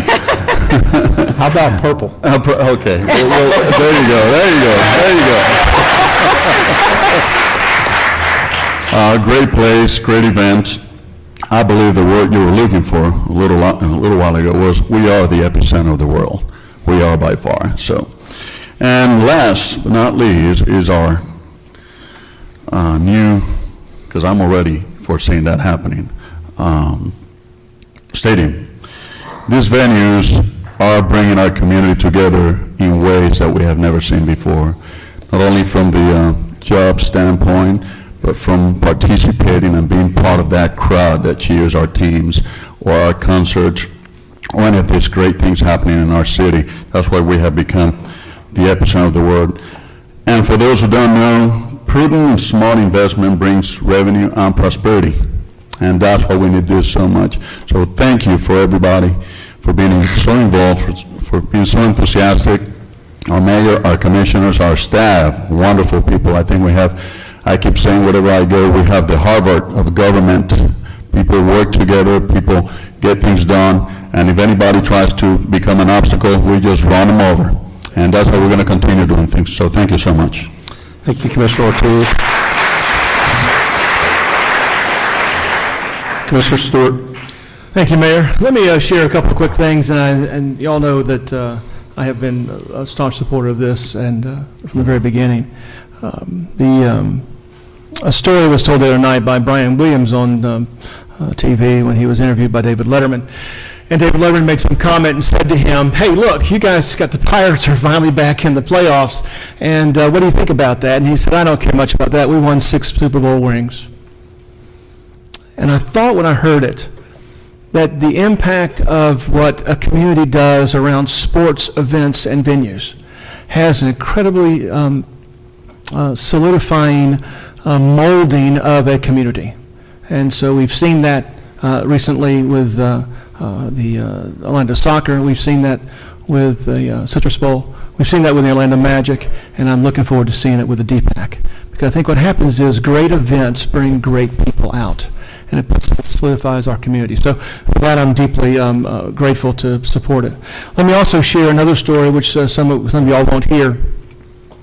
A few weeks ago, I got a phone call from one of my staff members with the Christian Service Center about one of the guys who are in our program called Fresh Start. I don't talk about the center much from here, but I want to share this with you. He stopped me, and my office, the program manager stopped me and said, hey, that blueprint thing is really working. And I went, oh, really?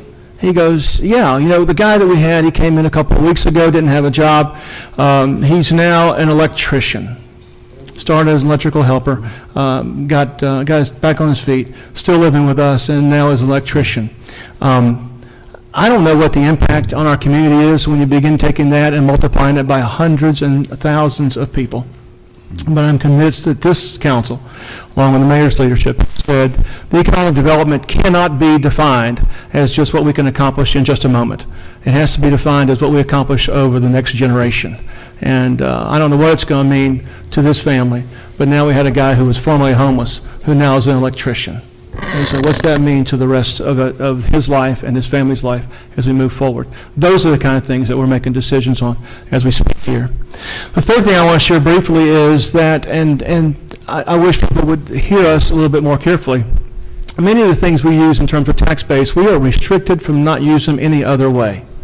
I had a chance to share it just yesterday on the news and shared the same story. We can't do some things that people are claiming that we have. What often happens is if you're opposed to it, something like this, you end up saying, well, it's tax dollars, and go use the tax dollars to do something else. We simply don't have the benefit of taking tax dollars. All tax dollars aren't equal. They don't come to us equal. And we have to figure out what the best way to use this. This TDT is used for a particular purpose for a particular reason.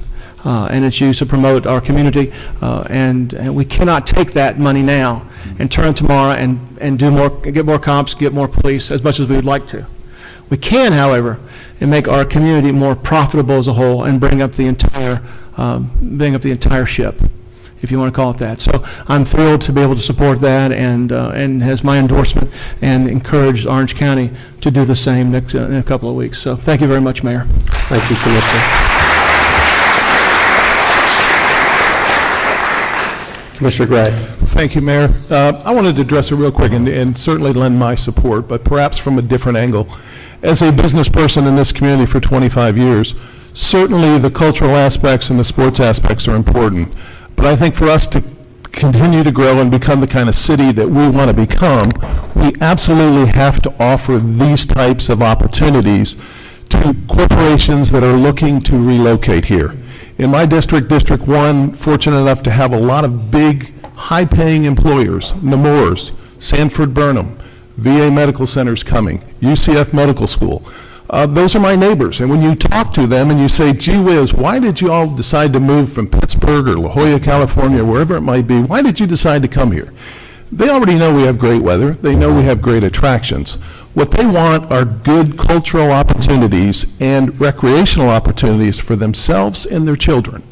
And I think we all should support this, because why? For us, it's opportunity, because we work hard to raise our children and educate them. We want them to have great job opportunities here in Orlando. I don't want my children to say, thanks for the education, Dad, but I can't find a great high-paying job. I'm going to move to Atlanta or wherever they move. So to me, this is important, certainly from the cultural standpoint and the sports standpoint. But what the guys do at Florida Citrus Sports, we can't get a better marketing campaign than, you know, right around New Year's time when everybody's watching TV to showcase Central Florida. We'll do the same thing, I think, with the sports stadium. And then once we get them here, we'll get a little culture. And I'm going to try the ballet. I must admit I haven't tried ballet.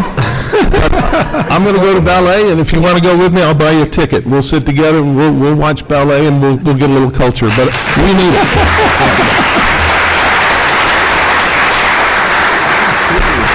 Commissioner Gray, it's a date. 2 dates. Buy me a ticket.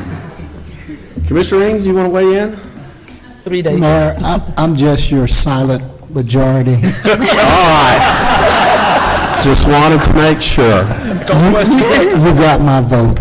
Okay. Commissioner Ings is speechless? I know, I kind of like that. That's a monumental vote.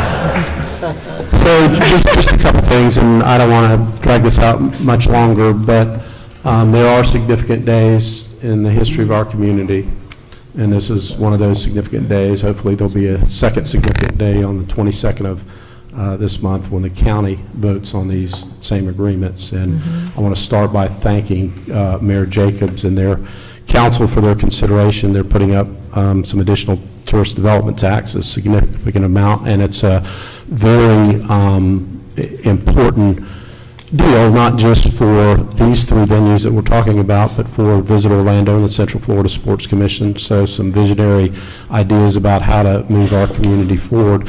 And everything that we've done, everything we've accomplished over the last 10 years or so has been because we, better than any region in the entire country, I believe, know how to partner and collaborate and work together.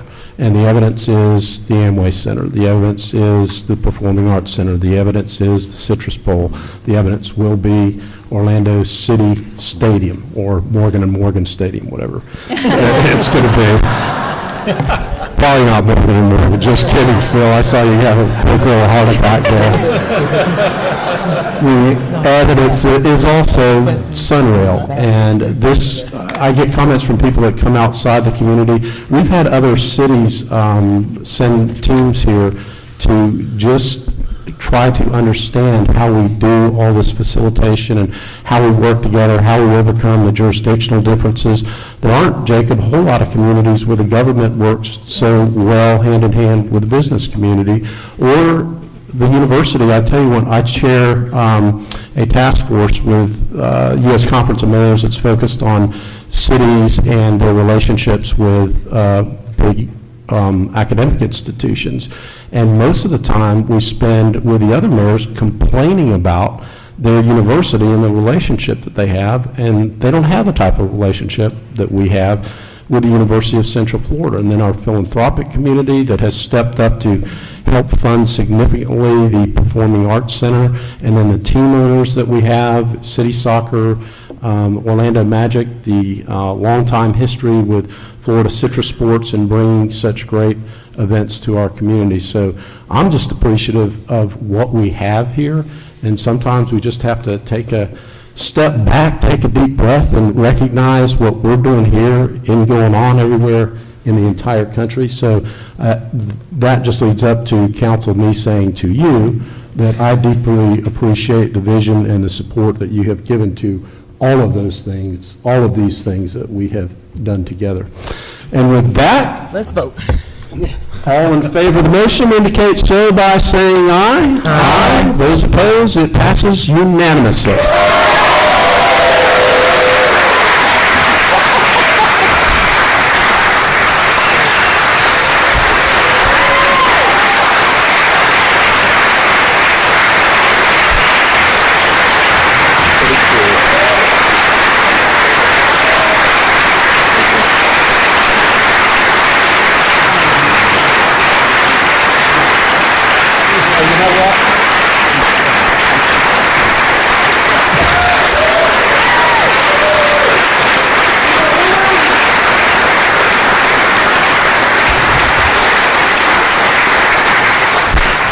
Okay, nobody leave. Hold on for 1 second.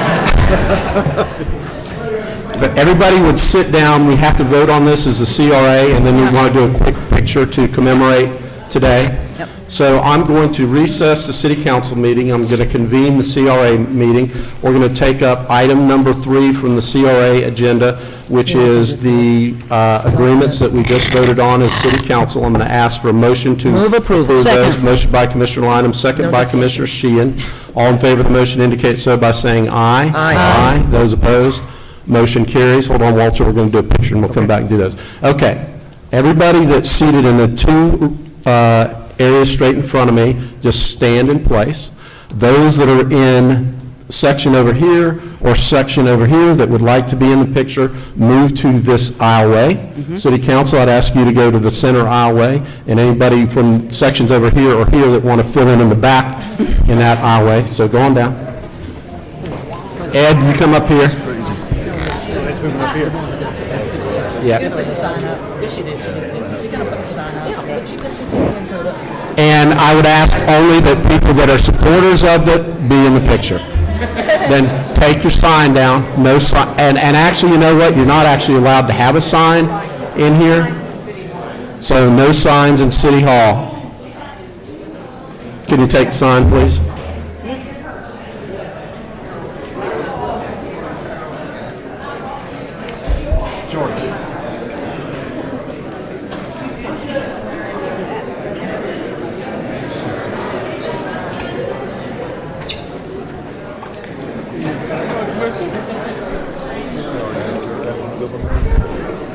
Luana, seriously, is that how you want to behave? That's how you want these people to see you? Is that how you want people to see you? Serious? Well, there's no, I let you have your sign. Do you want to, hey, you lost, how about letting these people enjoy it? Yeah.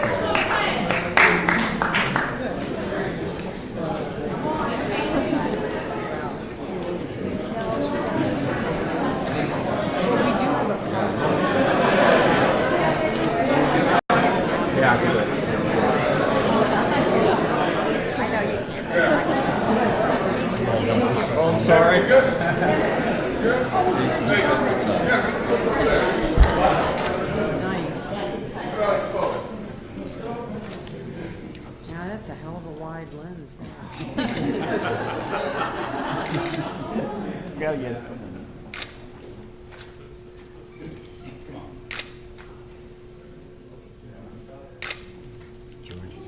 I'm good. I'm good. Do you want more handle?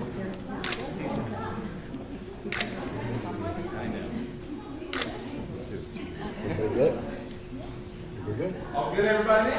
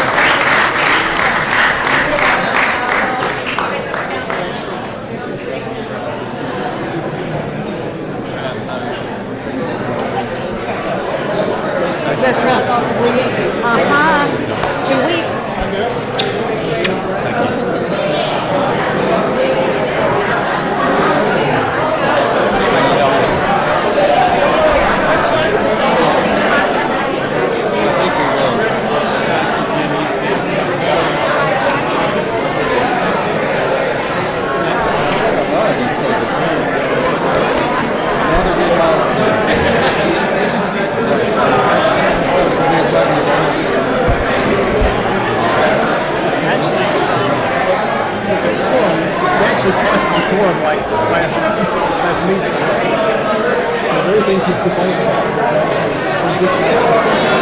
Boys, Dixieland and the Vampire's Ball, you got 3 days. Fine. I'll take you off. I'll take you off. I'll take you.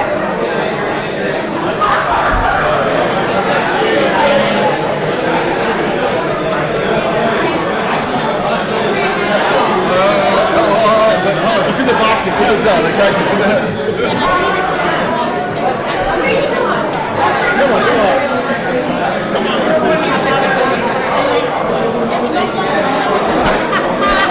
Hey, I didn't know you were there. Go those guys.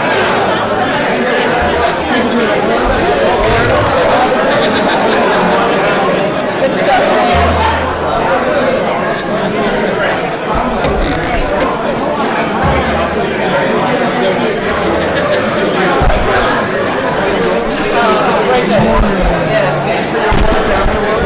Well, sometimes you just have to go there.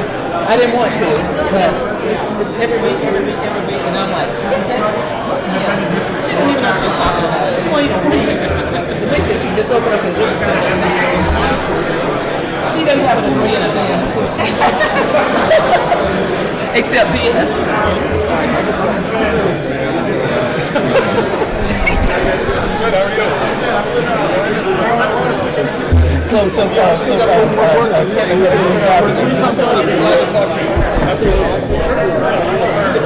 Hey, Tommy. You doing okay?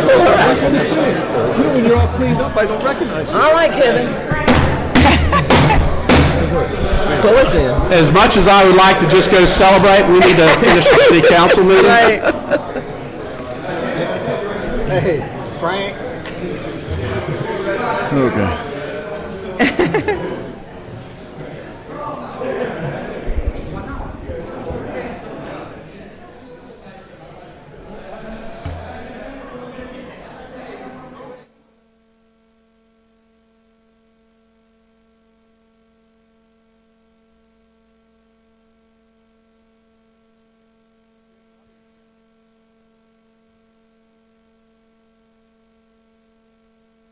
Number one, and let's get to number one on the CRA.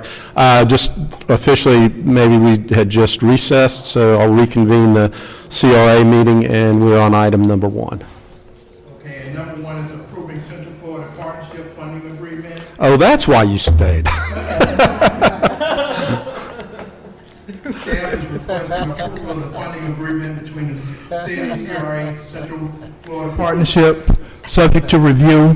Authorize expenditure of $30,000 from the Downtown Orlando Community Redevelopment Area Trust Fund for such project, and the executive of funding agreement by the chairman and executive director. So moved.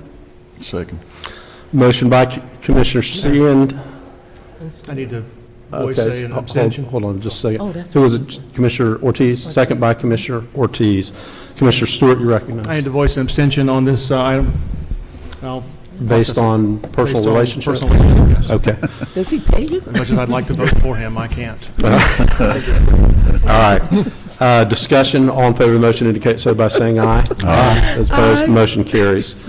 Number two, Walter. Adopting Budget Amendment 1, 2013 through 2014, and resolution.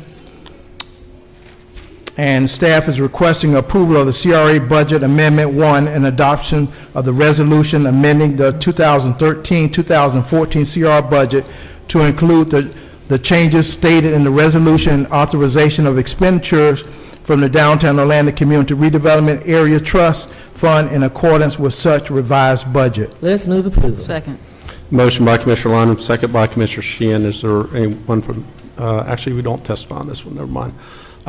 Discussion, all in favor of the motion indicate so. I think that the funding resolution is in the same. Okay, place, so same abstention. Yeah. Okay. All in favor of the motion indicate so by saying aye. Aye. Those opposed, motion carries. Walter, any further business to come before the CRA? No, sir. Then we are adjourned. We'll convene the NID Board of Directors meeting. Item one, simply accepting the meeting minutes. Is there a motion to accept those minutes? Second. Motion by Commissioner Sheehan, second by Commissioner Ortiz. All in favor of the motion indicate so by saying aye. Aye. Those opposed, motion carries. All right, we've done our new business items, so let's move to hearings, ordinances, second reading, Madam Clerk. An ordinance of the City of Orlando, Florida, vacating, closing, and abandoning portions of South Nashville Avenue and Columbia Street, generally located north of Indiana Street, east of South Rio Grande Avenue, and west of South Orange Blossom Trail, providing for severability, correction of scrivener's errors, and an effective date. So moved. Second. Motion by Commissioner Ings, second by Commissioner Sheehan. Is there anyone from the public that would like to testify on this matter? Discussion among commissioners, hearing none, all in favor of the motion indicate so by saying aye. Aye. Those opposed, motion carries. Number 2, Madam Clerk. An ordinance of the City Council of the City of Orlando, Florida, designating certain land generally located north of Josephine Street, south of Beach Boulevard, east of Pinelli Street, and west of Old Cheney Highway, and comprised of about 7.1 acres, as a planned development district with the aircraft noise overlay district on the city's official zoning maps, providing special land development regulations of the PD zoning district, providing for amendment of the city's official maps, severability, the correction of scrivener's errors, and an effective date. Move approval. Second.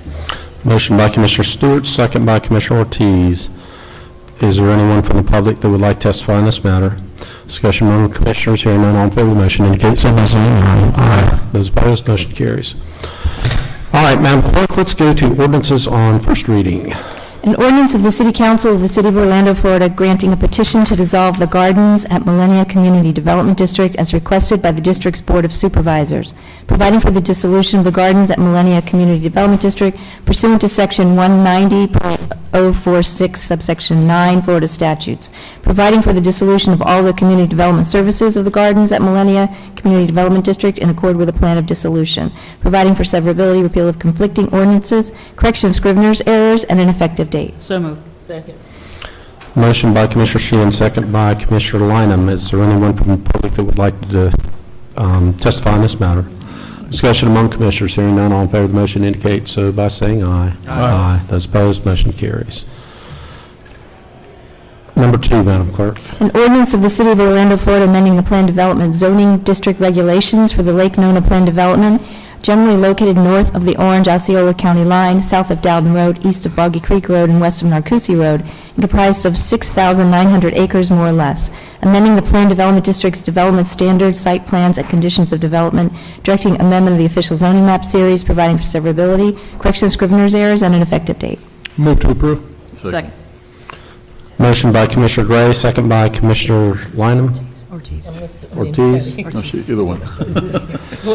Okay, second by Commissioner Ortiz. Is there anyone from the public who would like to testify on this matter? Discussion among commissioners, hearing none, all in favor of the motion indicate so by saying aye. Aye. Those opposed, motion carries. Number 3. An ordinance of the City Council of the City of Orlando, Florida, annexing to the corporate limits of the City of Orlando, Florida, certain real property generally located north of Moss Park Road, south of State Road 528, and abutting the east side of State Road 417, comprised of 1,266 acres, more or less, providing for severability, correction of scrivener's errors, and an effective date. Move to approve. Second. Motion by Commissioner Gray, second by Commissioner Ortiz. Is there anyone from the public who would like to testify on this matter? Discussion among commissioners, hearing none, all in favor of the motion indicate so by saying aye. Aye.